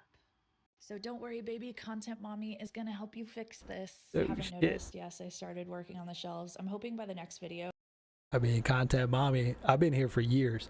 I don't think I can see how long, but it's been a long time. Probably since like 2017. That I'm going to have the desk hardware and the shelves all done, and I can show this Problem off people for you following guys. you because you're first on And the I'm still content, under but when a you start time making crunch. different I feel content, they're I like, should what have is made a this? timeline Exactly. for like a project plan or something. Is that a thing that people do? Remember, the best creators are not Twitch streamers. They're content creators who happen to stream on Twitch. I started telling y'all in 2018 that you gotta diversify. If you haven't done it yet, I don't know what to say. The worst thing that you can do is only stream on Twitch. I'm talking a lot more about how to grow on YouTube. You can see that in this video. You can also follow me on Instagram because I talk a lot more about how to grow as a creator over there. I want you to focus more on short form and cross-platform content. I'm running some fun experiments here. I made 3 YouTube shorts and views on my channel increased 313% and 70. I do agree. But shorts can also kill your long form big time. big time. It's tough. Shorts is a very tough game. Very tough. 2 hours. I also want you guys to multi-stream, especially vertical live This is what I need to do. Get some verticals going. streaming. I've been talking to some creators lately who have actually had genuine, strong discoverability from vertical live. So I'm doing a bunch of research into this and might do a vertical live stream soon. That would be crazy. I haven't streamed in like 5 years. Some of you also need to think about decreasing the amount of time that you stream on Twitch. Depending on where you're currently at in your growth journey, it might actually make more sense for you only to go live like once a week. I need to make another video about this because this is whenever we start to get into like your strategy to becoming a Twitch partner and the growth journey leading up to that point. Of course, build your brand off Twitch, have a Discord server, have a newsletter, have a place where you can contact all of your audience members and promote all of your content to them. Also, I really want you to start thinking about how you're directing traffic from all of the content that you create. Where are you telling people to go? A lot of you are telling people to go and follow you on Twitch, and that is not the right move for you right now. It is not time for you to direct traffic to Twitch unless you're at like 40 or 50 average viewers and you're really thinking it's time to start grinding so that you can hit partner. Even then, once you hit partner, you should be funneling people to other platforms. The reason for this is because the ROI that you'll get from telling people to subscribe to a YouTube channel or follow a TikTok or an Instagram is just a lot higher than getting +1 to a Twitch viewership. And whatever you do, please don't wait until Twitch collapses to adapt. Ultimately, the internet moves fast, and staying stagnant is not an option. If you're a creator, you control your own future. Don't let loyalty to a platform dictate your growth. The opportunity to grow and achieve all the things you want is out there, but you have to be willing to adapt. Take action, take risks, and start building where the future is headed, not where it used to be, which I talk about more in this video. I'll see you over there. Bye. Oh, yes, got it right this time. Yeah. There it is, boys. Like I said, I've watched Ashley since I literally started Twitch, before, when I had no content knowledge at all. Solid. I'm gonna link it in the chat here. Go give it a like. If you're interested in content creation, definitely look up some of her videos. She has some solid stuff. Yes, mommy. You know, we're about to get into the state of play here. Better. Mute that for now. A fiber mobile PC, 490 Prime. I don't even like, have they announced anything that they're going to show? Or is it just we don't know?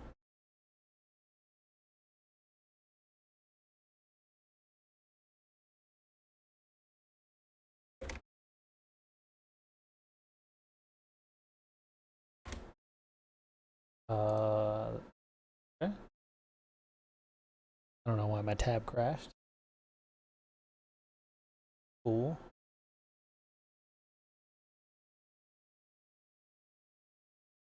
What do you mean?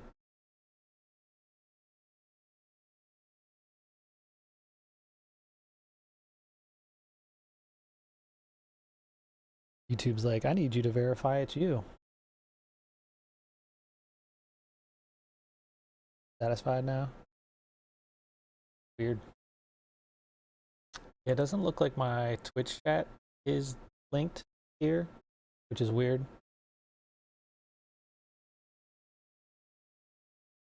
Have to do the settings on. It's really weird.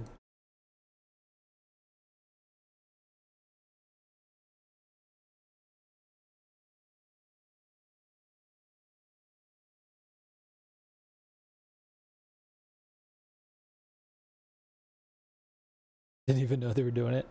Concord 2.0.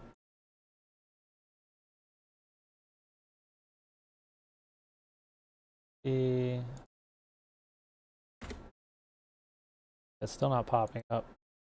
Really weird. Really weird. It was working yesterday.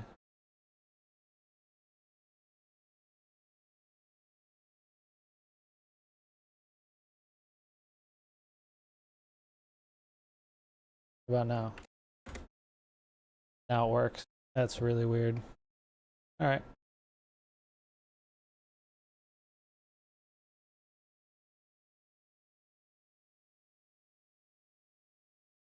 This is the characters after Weight Watchers after they had the Jared diet.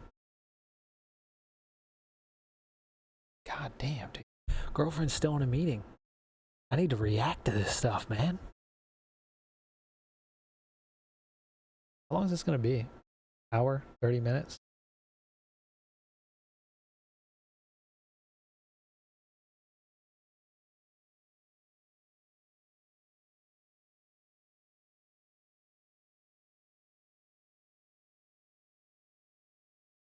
Wait, now YouTube's not showing? Oh my. So bad.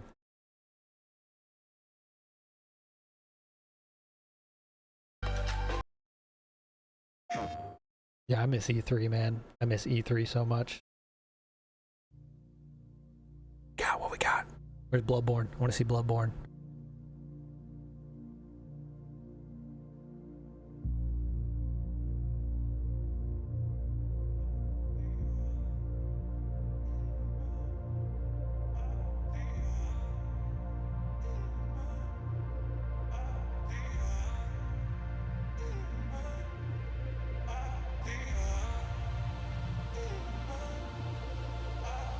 All right, she's done. Yes. Let's go, boys.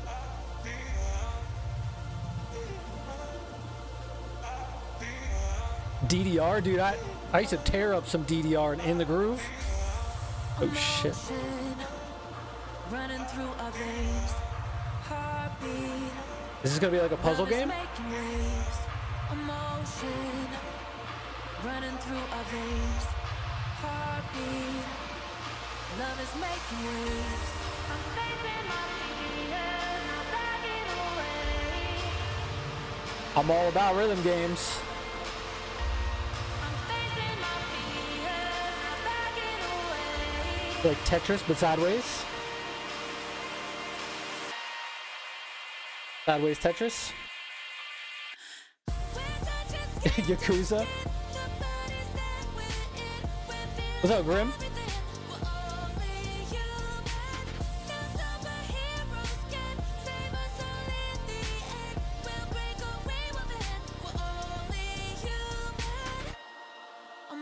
Interesting. Luminaise. Love is making waves. Definitely a different type of puzzle game. Okay.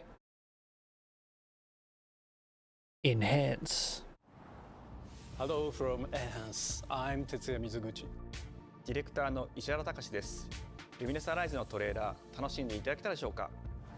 この秋、プレイステーション5 No way. Gonna get my mom off Candy Crush to play ルミネ this. スアライズはバラエティ豊かな曲と美しいビジュアルが没流 Oh, 感を so this 高め was a game back in the いつまで day? も遊びたくなるゲーム Oh, 体験 shit. となっています。その世界はとても心地よく、プレイヤーを共感覚の世界へと導きます。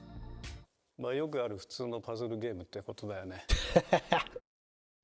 テトリスエフェクトを一度遊んだことがある人はわかると思いますが、ルミネスアライズはただのパズルゲームではありません。夏にシングルとマルチプレイの体験版を配信予定です。ぜひ皆さん手に取って遊んでみてください。Thank you and enjoy the rest of State of Play.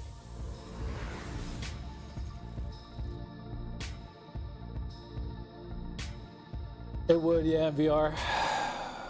Oh, on the PSP they had 2 or 3? How did I miss those? What comes after dreaming? The future. It isn't just a dream. It's a promise. One we're turning into reality. With our 3rd generation of Luna filament and advanced generative AI, we're reshaping the line between dreams and reality. We create life for our future. I look like Mio Midgar Delphi on Corporation. Fantasy 7 Remake. What is this? Like City Skylines, but crazier? See about getting passed through to Earth. And why are these things trying to kill us?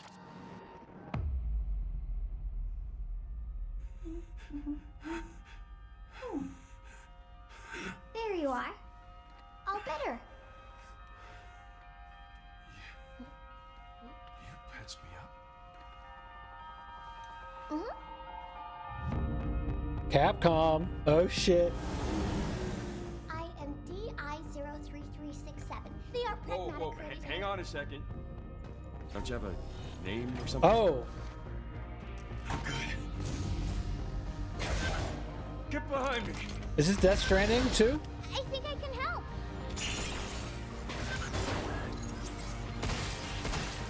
Targets identified. No, it wouldn't be, Neutralizing right? Threats.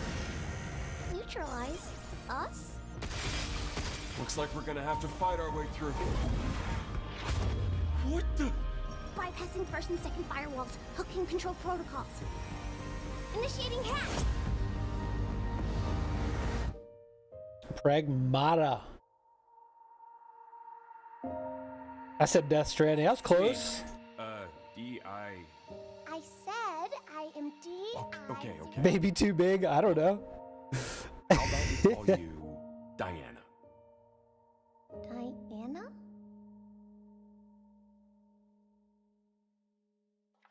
I mean, it looks pretty good. 2026.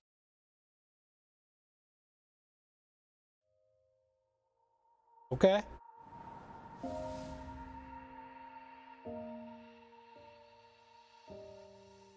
I was like under 7 after baby's born, so still young. Okay.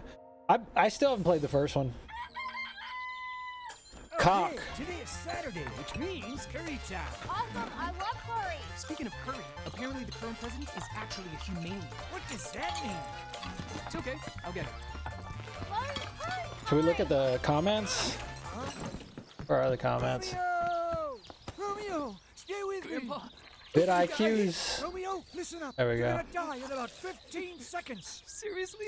Seriously, don't worry. I made this just in case. The Dead Gear life support system. Don't move, okay?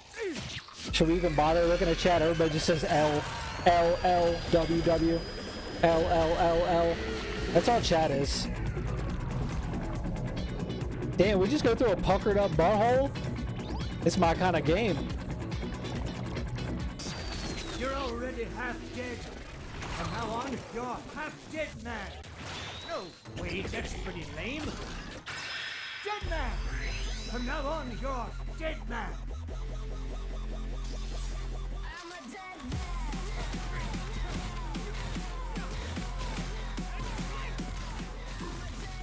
Interesting.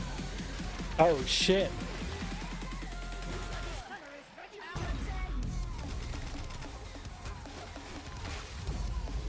Okay.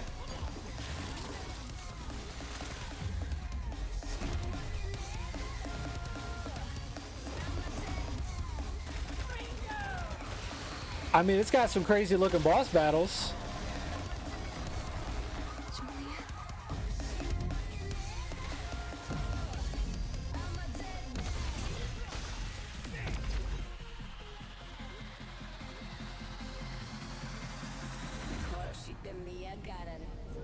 I might check that out. I don't know. Coming 2026. Looks kind of fun. Maybe. Maybe. That was Grandpa's voice. Are you like... Okay, Dead Man. I like the animation style.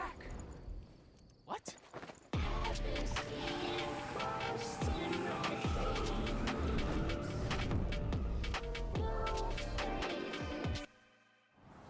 皆さんこんにちは。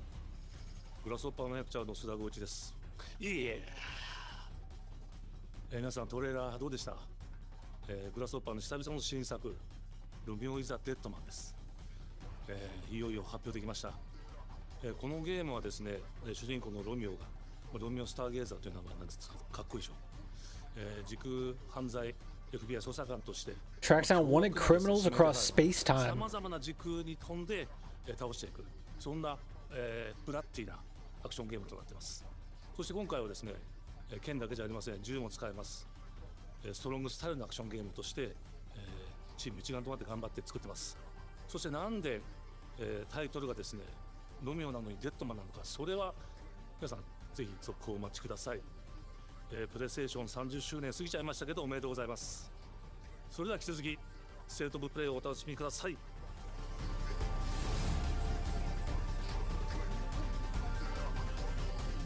I picked that up. I'd try it.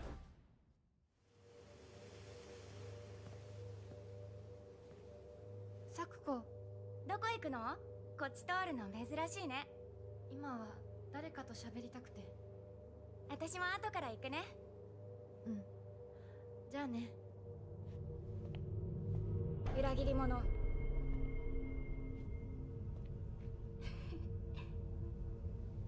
do you think? Silent Hill? Some kind of horror game?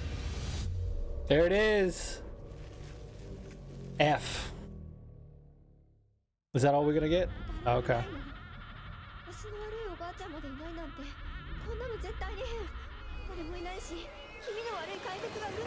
That was a sound?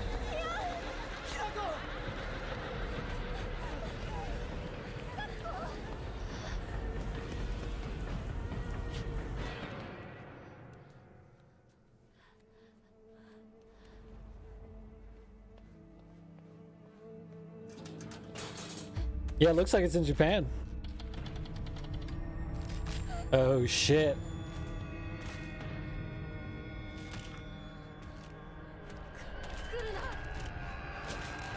That's how my girlfriend walks.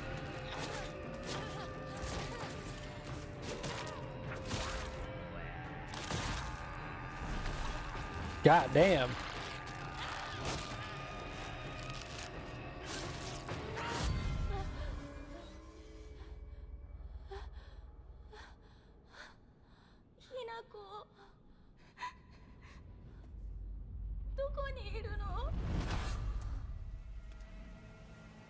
The lead pipe.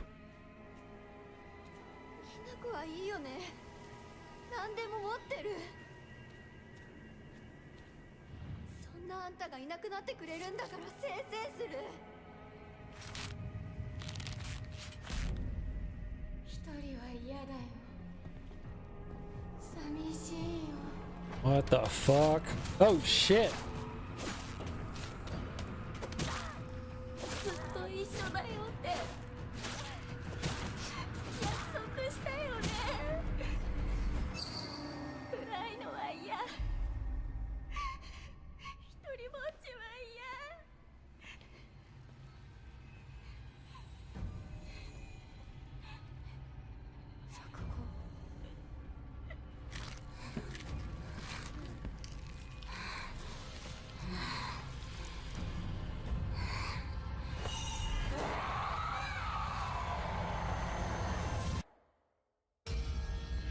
Hell yeah.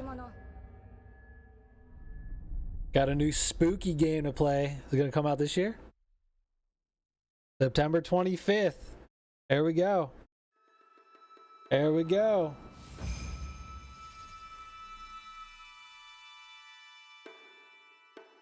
God damn, 3 months? 3.5 months. Yeah, the voice acting was really good. I agree.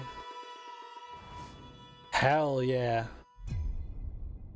16th century. Bloodborne. The castle has been sighted again. The Church's orders are absolute. These human sacrifices must be stopped. We will track the ethereal castle, break its gates, and exterminate the creatures that dwell within. This is made by Atlas. The Demon Lord himself will fall by our hand. This mission will test the limits of your courage. Multiplayer side scroller? Hack and slash? You will face horrors beyond your darkest imaginings. Beasts that defy reason. Creatures born of pure darkness. Of PT? I know, yeah, man.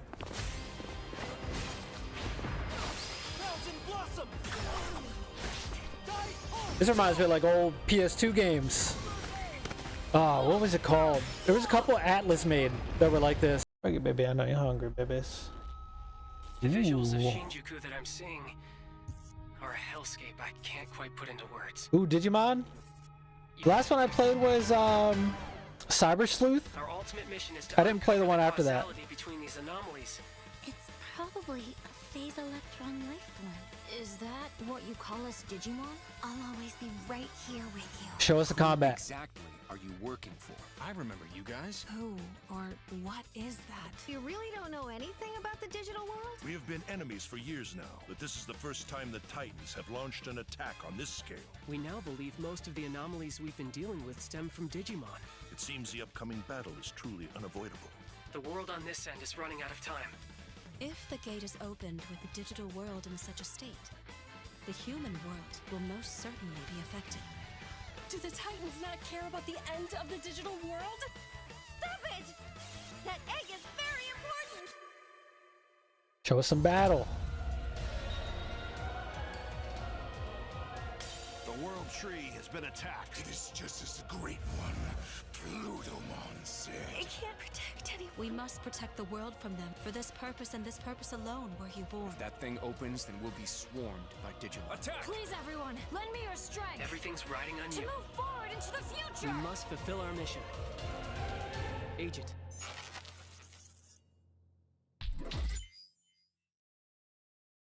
October 3rd.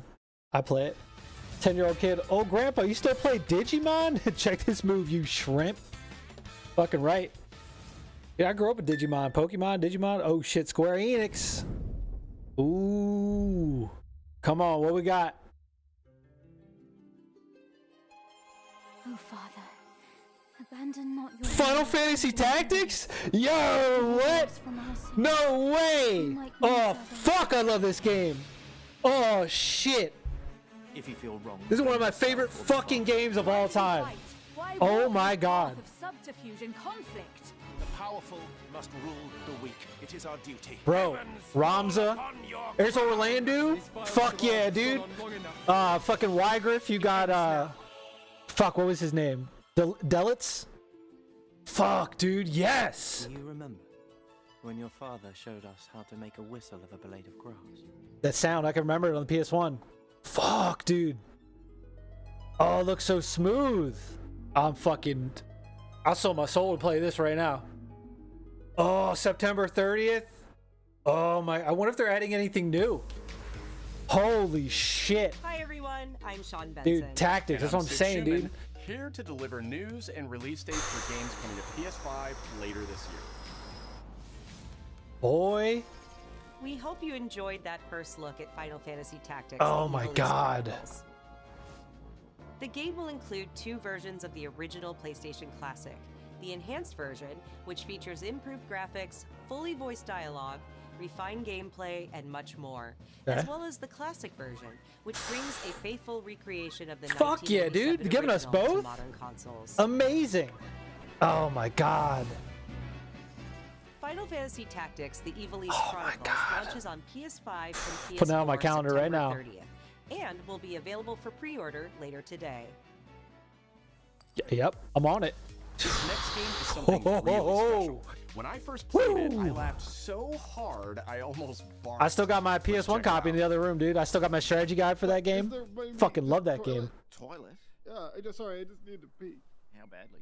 That made the show for me. I'm done. We're done here, boys. Wrap it up. Look, you got these weirdos hiding in bushes. Pee shy. No. Yeah, no, you don't want me watching. Never played FF? Heard of Tactics, how good it is? It's so good. Dude, the In story baby was... steps, all you have to do is carefully place one foot in front of the other. Oh, no. Which is easier said than done. Main character Nate requires some pretty deliberate movement to make even the simplest progress. It's a Yeah, memories for captivating, sure, open world man. experience filled with oddball characters. Here we go. Knock knock. Oh, no. You found it even without a map. The best toilet on the mountain. Oh, good. Definitely check this one out when it comes to PS5 on September. I might have to play that. Juan.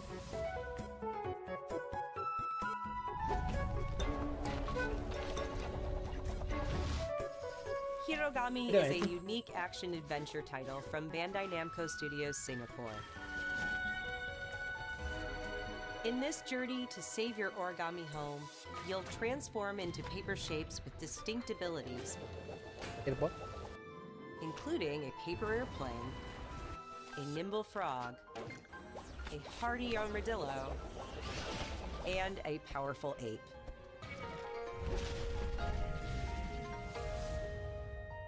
Master the art Hirogami. of folding when Hirogami Clever name. arrives on PS5 later this summer. Yeah. Where you going? Huh? Say hi. Meow into the mic. Go ahead. Why don't you tee this next one up? Thanks, Sean. The Hot Shot series has been with PlayStation from the very beginning, and its latest installment, Everybody's Yeah, dude, Golf get on Hot the Shots, JRPGs. boasts its largest character roster ever. Fuck yeah, dude. I love me some golf. Forces from 10 different Sign me up regions for some around the Mario world, Golf, man. each with weather effects and new nighttime variants. Pre-orders begin later today. Damn, And dude. those who do will get Bandai Namco's iconic Pac-Man Fuck as yeah. an early unlockable character. Everybody's Golf Hot Shots drives onto PS5 September 5th. There it is, Hot Shots. Yep. Yeah, like those golf games were fun. Ninja Gaiden Ragebound You know? is a challenging new entry in the long-running Oh, Action shit. franchise. From the makers of the Blasphemous series, You love to see it. Ragebound stars dual You love to protagonists see from these rival games still clans around. forced to combine their souls and skills against 100% I play this. It takes me back, man. What was that? Ninja Gaiden was on the NES way back in the day. Right? That's the first one. Pounding soundtrack featuring guest composers from the original series. What they need to remake is the Power Rangers from Super Nintendo. Fuck, dude. That was one of the best side-scrolling fucking beat-em-up games. Ninja Gaiden Ragebound arrives July 31st on PS5 and PS4.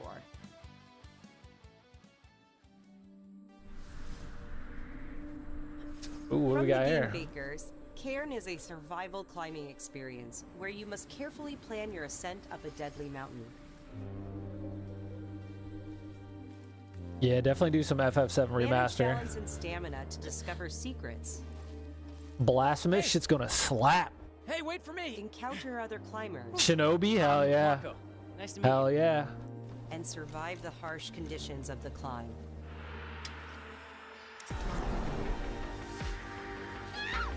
Oh shit. You can give it a try I mean, it's cool, yourself right? with a demo I don't that think we've had a arrives rock later climbing today. game. Not that I can remember.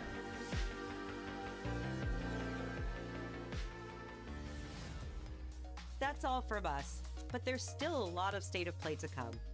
This next reveal comes from the game preservationist at Digital Eclipse. Nothing can prepare you for their next collection, arriving later this year. We knew pretty early on that the game was fun to play, people were excited about it. The most rewarding part of it is just seeing people react to it. I miss those days, man. Arcades. Oh We knew shit. that we were onto something. It was such a shock to see this game. I was like, I can't believe this game exists. Yeah, it was controversial back in the day. The fatalities. Fatality. It became something that added to the mystique of Mortal Kombat. We're Damn. showing you a part of a world that is much larger.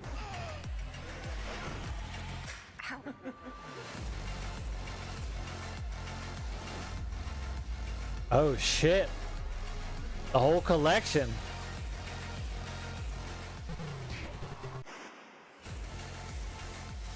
There was no Ooh. template to make the games. It's a bit of the Wild West. Every part of that game is an expression Hope it's not censored, of same. who we were and what we wanted to do. Flawless victory. I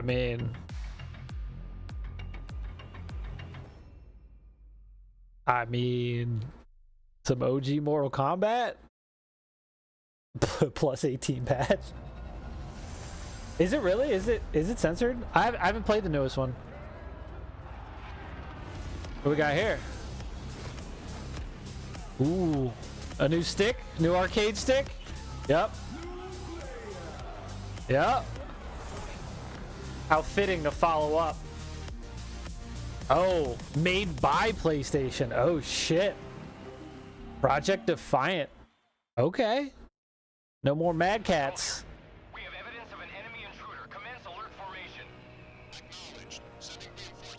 Is this Metal Gear Solid but not with Kojima? Ooh, is this Snake Eater?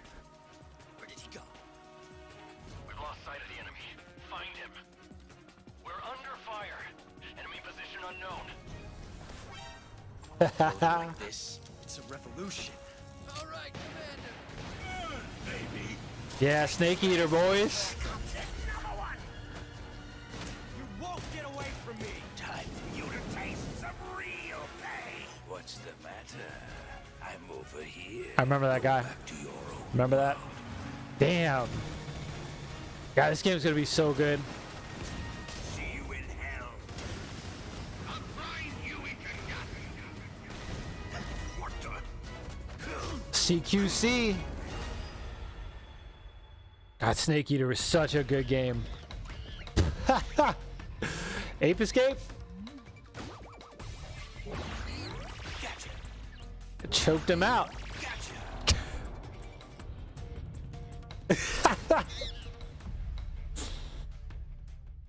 August 28th. God damn. I think I have that in my calendar. Yep. Yep. God, the sounds take me back, man.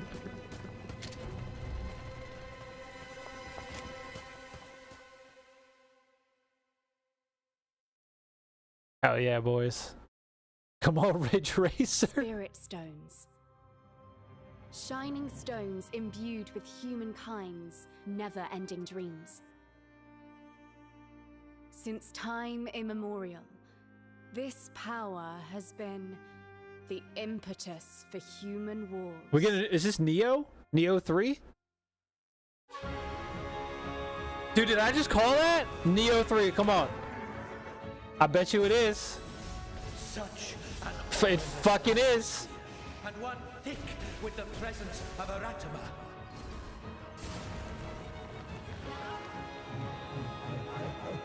God, these games are so good.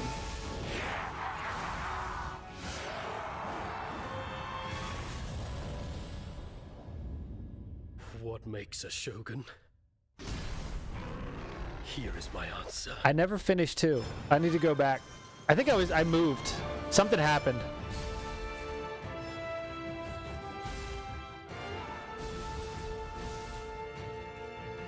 Look at that.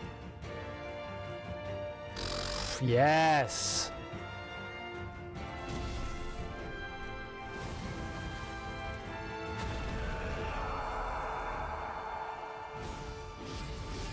How foolish of you to have entered the depths of hell. Neo 3. If you're a Dark Souls fan and you've never played Neo, highly recommend checking it out. It's fucking good. Tokugawa Takechiyo. Tokugawa Takechiyo. Early 2026. Fuck yeah, dude. I did not get Ninja Gaiden Black, no. Just got the collection, but I haven't played it. It's good, dude. It's fucking good. Okay. より多彩な戦闘を楽しめます。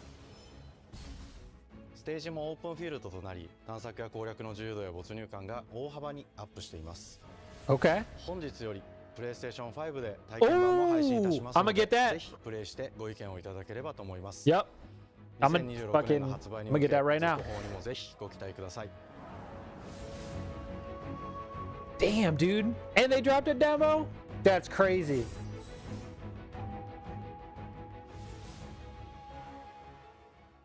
Holy shit. No one knows how old the city When was the last really is. Neo? That's a good question. Let's look. For me, it's all I've ever known. My whole world. March 13th, 2020. Been 5 years. Well, basically 6 by the time it comes out. That's a long time. Shadow. Free to take whatever I need to survive.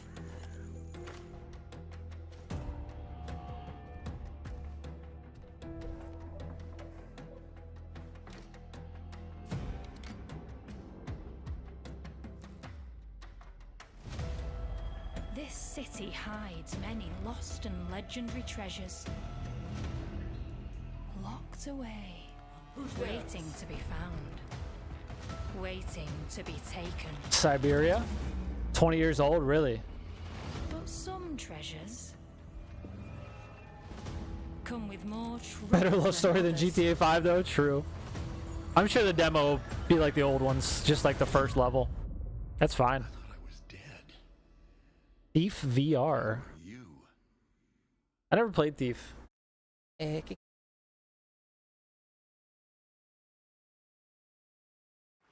Tidewalker, are you there yet? Cleo has uncovered a formula for a cure, but she's keeping it safe in her tower. Hey, you got some hosen? Marketland seems a bit tense today. I heard something happen with another Tidewalker. I got the kitty. I got the kitty. Damn it. It's gone. Someone beat us to it. Where you going? Where you going? Ever since the Where you Great going? Flood, Elland, my dear planet, has been dying. Where you going? Plastemia has Freaking taken cats. everything from us. But you Tidewalkers are all connected. Hey, you! Stop right there! And it's up to you now to use that power.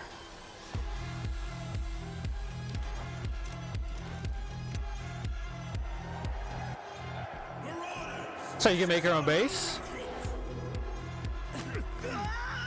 Please, help me.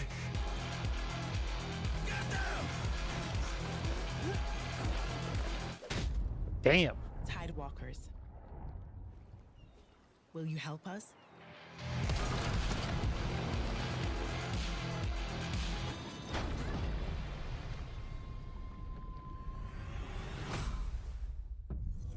That's a big old fish. Interesting. I don't really understand the premise, but it looks interesting. Hi, I'm Nicholas Duce, the game director of Astrobot. We get some It's a DLC? pleasure to be back today to share more news with you. What the last few months Elder has Scrolls been in the 6 world or of Witcher 4. I saw Astrobot something about launched last September to Elder such Scrolls encouraging on feedback. June 8th or Even 10th. receiving a few orders we are truly grateful for. I know, but In you got October, it. we added 5 speedrun levels, got- followed by a Christmas special packed with festive surprises. And then earlier this year, the Vicious Void Galaxy made its appearance, adding yet more new challenging levels, all of which came at no additional cost. And today, I am pleased to announce that later this month, you will be able to enjoy 5 brand new challenge levels Hell in yeah. Astrobot, bringing the total to a whopping 90 planets. Damn. New special bots will be there too, including Atsu from Ghost of Astrobot's Yotei, solid. It was Game of the Year alongside last year, other right? Fans' favorites, but these ones are a surprise. And finally, the Astrobot DualSense Oh, it got leaked a while back. controller will return later this year with a slight twist. So be on the lookout for Slight more news twist. coming soon. From all of us at Team Asobi, thank you all for the amazing reception you gave our game. I mean, you made a good And game, enjoy you know? the rest of the show. Astrobot's great. Ooh, what we got here? Memories go, memories stay.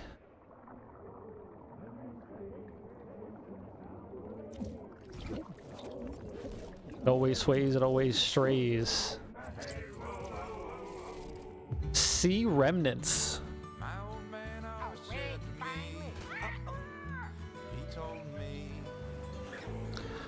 I don't know, a lot of pirate games have flopped lately, so. Oh, they got a glider. Nintendo's gonna sue them. Nintendo owns the patent for gliders. Okay, you gotta take it out. You gotta get rid of it right now.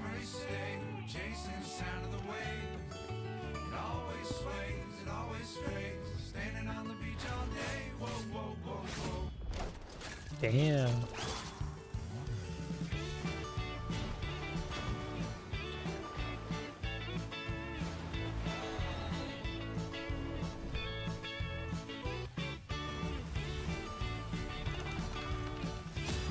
God damn.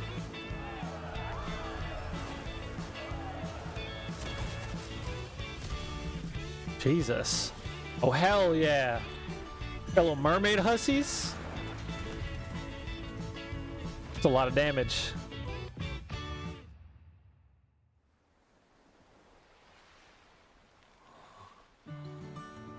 I kind of like the art style of the characters.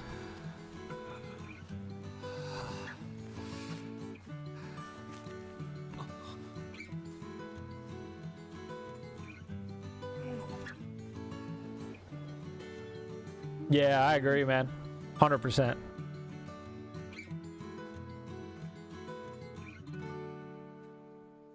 Could be fun. I don't know. We'll see. We'll have to see more. Sea Remnants. Okay. Ooh, Journey.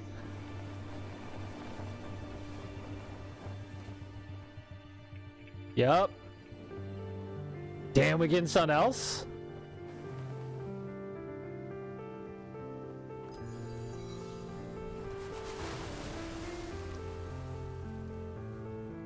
Fuck yeah, dude.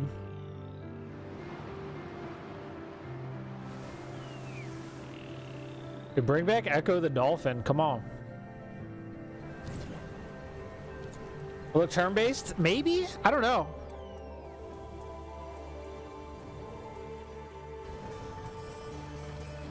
Was thinking that too.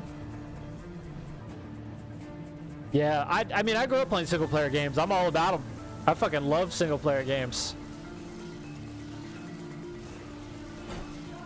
Yeah, the constant PvP, the battle passes, the getting a half-assed game and then having to wait 2 years for it to get good. Give me a solid single-player experience, you know?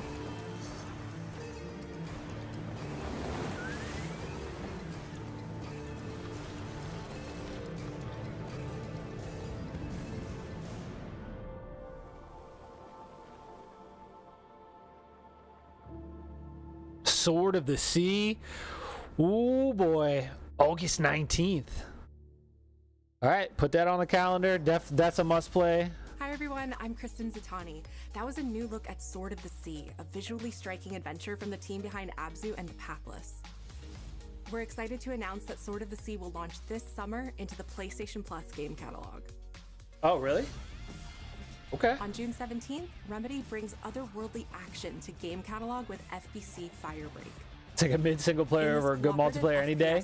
It's true. What's up, Picard? You and two fellow agents must confront and contain the reality-warping chaos found within the oldest house. Fun in short bursts or deep dives, FBC Firebreak launches day one into game catalog on June 17th. Okay. Dude, Final Fantasy Tactics and Neo 3. Several new titles this Snake Eater. It's been good. PS2 version of legendary immersive sim Deus Deus Ex. I took one of those earlier. In July, Twisted Metal 3 and Twisted Metal 4 join the service just in time for the second season premiere of Twisted Metal, which arrives July 31st. Oh yeah, I forgot about that show. Countries, including Peacock in the US. Additionally, two of I played Capcom's Twisted Metal most 2 the beloved games most. from the original PlayStation are set to join the classics lineup. Resident Evil 2 and Resident Evil 3 will arrive later this summer in the classics catalog. Fuck yeah. Additionally, Myst and Riven will arrive later this month as part of the Days of Play celebration, running now through June 11th. It's nice to see them bring back the oldies. That includes bonus PlayStation Plus content drops, great deals on software and hardware, and more. Visit PlayStation Blog and PlayStation.com for full details. Yeah, I remember that. His parents cut their own rope to save him. He watched them fall, then found his Yeah, way dude, off that Myst. mountain. You remember He that? was 11 years old. He then started a grand tour of every major boarding school in Britain. Always at the top of his class. Always at odds with authority. This is Nathan Same Drake? thing in the Navy. Naughty Dog? His What are we doing superiors here? all praise his instincts. And they're all in need of early retirement. Nobody knows what to do with him, Mom. No. When I was like 7, yeah, they're old, man. Them old games. Iceland. What he did in Iceland was insubordination. It was ill-disciplined, utterly reckless. He only survived thanks to blind luck. Give me one good reason to put him in the program, Mom. I think you just covered them all, Greenway. It's really quite simple. Bond is a bullet without a target. Let's give him one. Is that goddamn Tom Cruise? Do you have an appointment? The name's Bond. From Russia with Love? Yeah. He's with me. I'm back. Welcome back, man. Pleasure. Now let's not get ahead of ourselves, James. So you shouldn't have.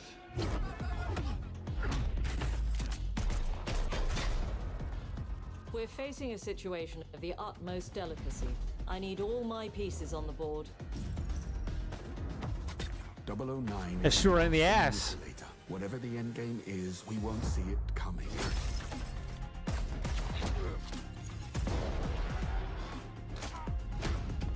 I think it is from the guys that made Hitman. I think so. Jet lag gets me every time. She's not your friend, Bond. She's an asset. With respect, Mom. What's up, driver? To hell with that.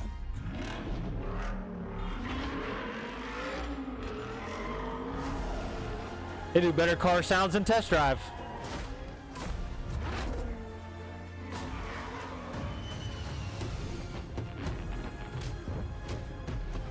Tell me, what do you do, James? Lately, headhunting.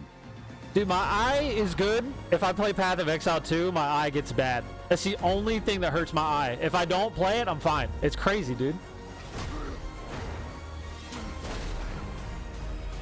Life smells and tastes so much sweeter now. Hell yeah, dude.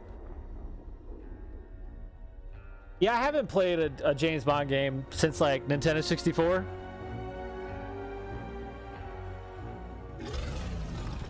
Car sound is so good, right? I suppose this is another teachable moment. Yeah, that looks like it could be pretty fun, not gonna lie. Knock off Tom Cruise. Earn the number. Gameplay revealed this summer. All right. Was Hello, meh. I'm Hakan Abrak, CEO Hakan Abrak, what a name. The team is thrilled to announce 007 First Flight. You'll experience James Bond as a young air crewman in the Royal Navy. Before the tuxedo and the martinis, as he first steps into the world of espionage, striving to earn his 00 status. Yeah, I didn't play 007 Legends. Has poured the Nope. passion and dedication into crafting an experience that honors the legacy of Bond, harnessing our 25 years of agent expertise. This is just the beginning of our journey with 007, and we can't wait to share more with you soon.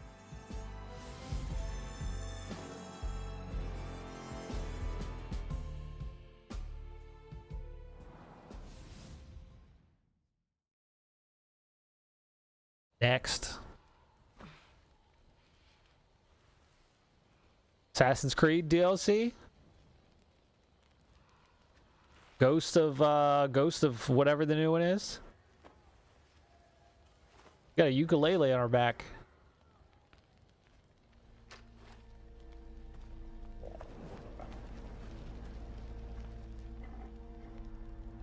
Do Mommy Samurai? You're still with me?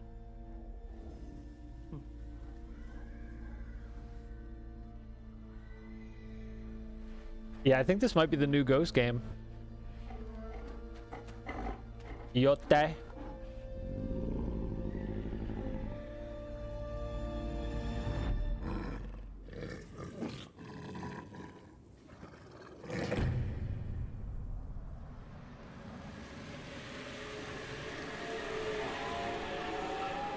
Hell yeah. Yeah, let's see gameplay. Show it to us. Oh, there it is. You gotta wait another month and a half. Sorry. Rip. The usual woke, but hopefully the personal shit didn't overrun the main game. Hopefully not. I don't want that shit in my video games anymore, man. Keep the woke shit out of here.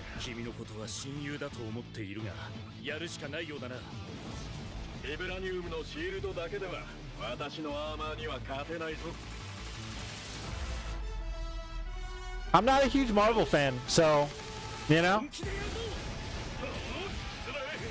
But a side-scroller fighter? I mean, I might.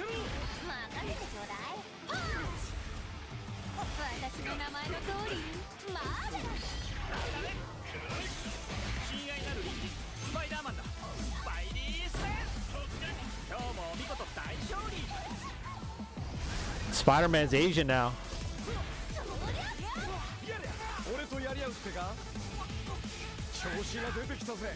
Damn.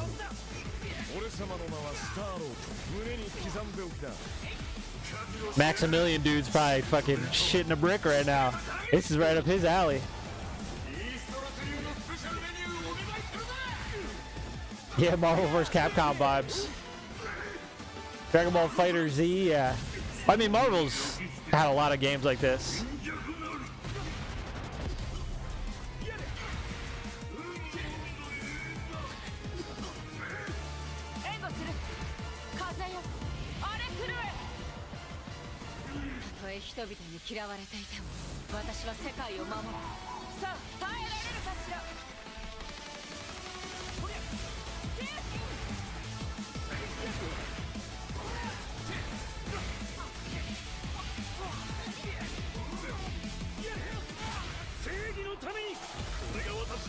I mean, it looks good.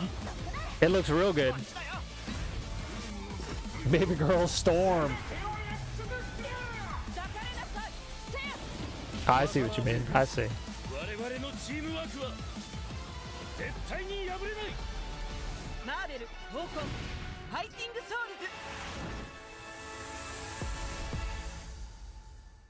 I mean, yeah, if you're into fighting games, solid.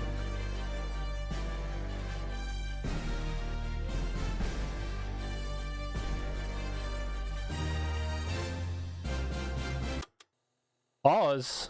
Hello?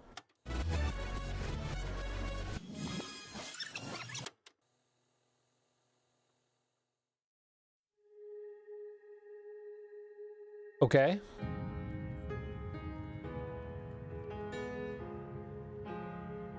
Those graphics look good as shit.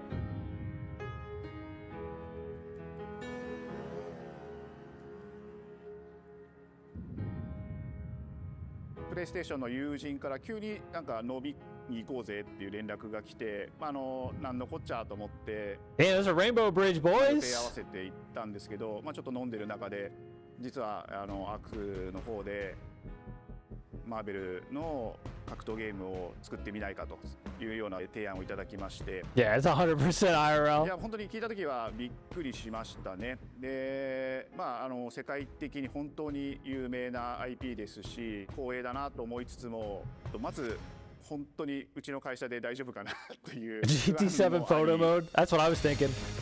It's crazy how good, Gran Turismo's gotten with that.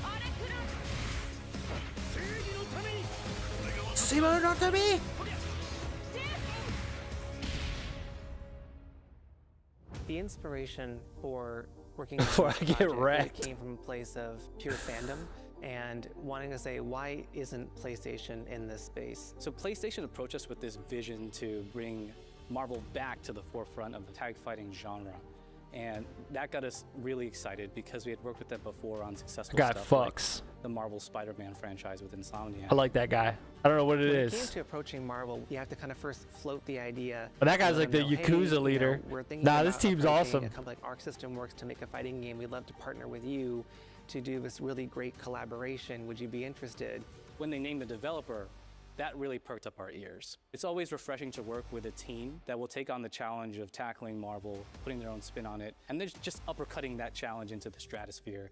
And that's what you get with this team. I mean, they couldn't make something boring if they tried. 社長からも本当に作れるんだったらぜひやりたいねっていうことを言われました。話を受けてしまった以上これは私がプロデューサーなのかなっていうところで。The tricky thing is that most fans, including myself, see this as a sacred genre yeah, for Marvel. I can see that. The tough part is finding a partner that's crazy enough to take on the task, because you either do something like this big and bold, or you don't do it at all. That's fair. That's fair. At least they know. I have a good grasp on their art style and how they would approach certain IPs. You come in with your kind of own expectations of, here's what I would expect to see from Arc System Works when they take on a Marvel IP. And what came up was something that went beyond that. Oh, 一番最初にマーベルさんに提出した時はなんとなくマイケルさんの反応はあんまり芳しくなかった。Given the freeze better models to work with. 何がまずいのかなっていろいろやっぱり直接話していくうちにもっとアークのやりたいマーベルを見せてくれというような話を。Yeah, I mean Marvel Rivals did good. I don't know what the current player base is, but it was doing good. Iron Man was really when I felt we had something special. なので今回のアイアンマンのデザインを皆さんご覧いただければ分かると思うんですけども、かなりこう日本らしいアークシステムワークスらしいデザインっていうのが、出ているかなと思うので、マーベルの皆さんの Yeah, I miss old Tekken, old Soul Calibur. みたいないう感じで。Iron Man is supposed to be this sleek fighter jet, think luxury race car, mixed with a brick house. And the fact that they added anime mech elements to him just felt really naturally at home. One of the mantras that we have for this project is from Japan to the world, and really trying to take not just the IP but gameplay mechanics and say, what can we really take from Japan, the creators that are doing awesome work here, and bring that to the global platform. 特別なところいっぱいあるんですけど、本当にやっぱり強調すべきは、格闘ゲームのチームバトルの中では4対4というのがまず本当に意欲的で挑戦的なところと、When Ark looks at these Marvel characters, Gold it's King, not simply Eddie just Gordo. the visuals, it's also the gameplay mechanics and adding in that, what is that pop? What is going to be something that's different? Up until now, you've seen tag fighters that have 2v2, 3v3. We felt like we just had to go 4v4. And in doing so, we found a lot of unique and fun ways to change up the gameplay that I think players are going to be very excited to see. 4v4 sounds crazy. 4キャラクター練習しないと勝てないんじゃないのとか安心してください。Learning 4 characters is extremely daunting, but the team at Arc System Works has found a way to design a system that adapts to your playstyle. So you could either duke it out as just the leader and 3 assists, or you can tag in your assists to swap the leader and change the matchup on the fly. Okay. I don't think a lot of people thought this day would be here, would come. You know, this has just been an awesome journey, and I'm excited that we get to be able to share it with all the fans out there. I'll tell you right now, a lot of fighting games, they never get to experience this level of production, and it's just a dream to even be working with these two great partners. それは決してビジネスという枠組みではなくて、それぞれの What's up, Electric? 強い思いの中でこのタイトルを成功させよう、いいゲームにしてファンに届けよう They show と。 Wolverine to buy 2 Three copies. companies have come together to do this, and I think we really are going to make Man, I something miss magical here. Smash Bros. Especially Melee. God, dude, being a kid playing that all the time. It's not the same anymore. It's just not the same. Getting the boys together. 今しばらく楽しみにお待ちいただければなと思います。Stay tuned.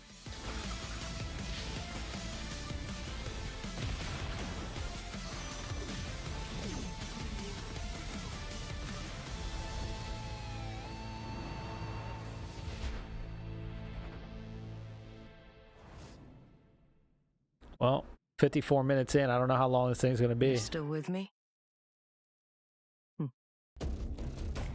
Up. Is that it?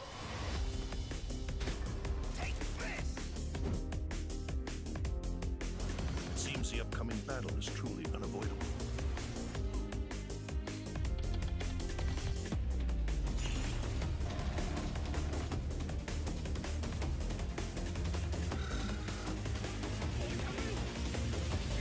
Yeah, what's the ace?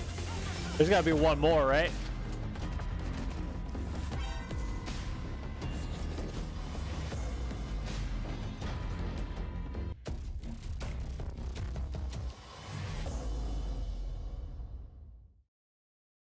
One more?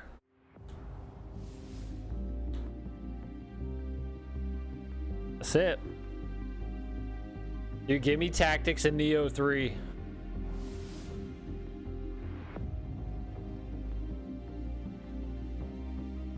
Thanks for watching. There it is, boys. There it is. Damn. Everybody's still saying L in the chat. Fucking losers. Jesus. It's so, like, it's just annoying. That's all you see. L, L, L, L. Use your fucking words. There it is. Damn. What a fucking show, huh? It was actually pretty damn good. Like, I'm not gonna lie. There was some good stuff in there. Good stuff. Holy shit. Like, ooh.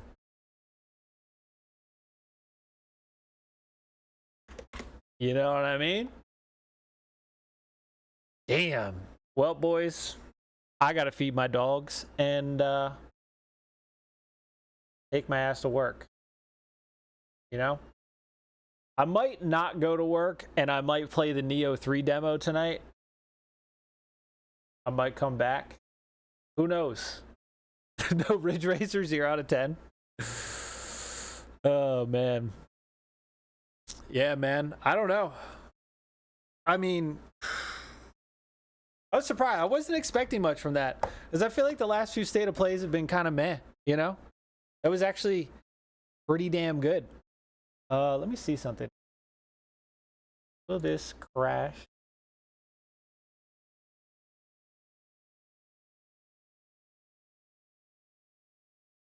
Dude, it's so nice having good upload speeds now. Hour video. 3 minutes to upload. That would have taken like 2 hours on my old internet. Fucking crazy. Crazy. 0 out of 10. Yeah, let's download that now, actually. Let's fucking do that now. Where is bloop? Let's go get it. It should be out, right? Should be out. Future Gaming looks good. Had the time and the money to buy all these expensive ass games, you know? That's the biggest part. PlayStation Store. Where is it? What's hot? Not here? Oh, new Legend of Heroes? Yeah. All right, we're gonna have to search for it. I have to fucking search for it. No.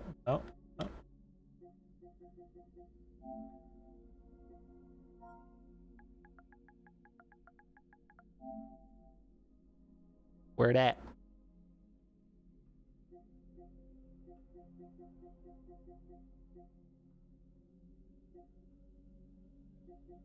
Excuse me?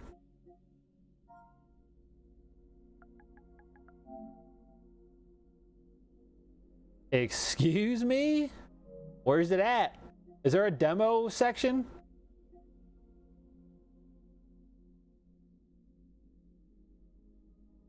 Ah, you're good, man. You're good. Is there a demo? Free to play? I wouldn't be in there. It might not be here yet. It might take a minute to come out. Well, damn. You know? Yeah, give them like an hour. Probably have it up. Hell yeah. Well, boys, been fun. Appreciate you all hanging out. I'm gonna try to get more streams in, and I'm gonna try to get a consistent schedule. I'm definitely gonna try to be live every single day. As far as the schedule, I don't know yet. It's gonna be whenever I have the time, but definitely shooting for once a day, and we'll go from there, you know? Appreciate you all. Yep. I'll definitely be back tonight with some Neo 3 demo. I definitely want to check that out. I really like that game a lot. So, but you know, I'll see you boys a little later if you come back, all right?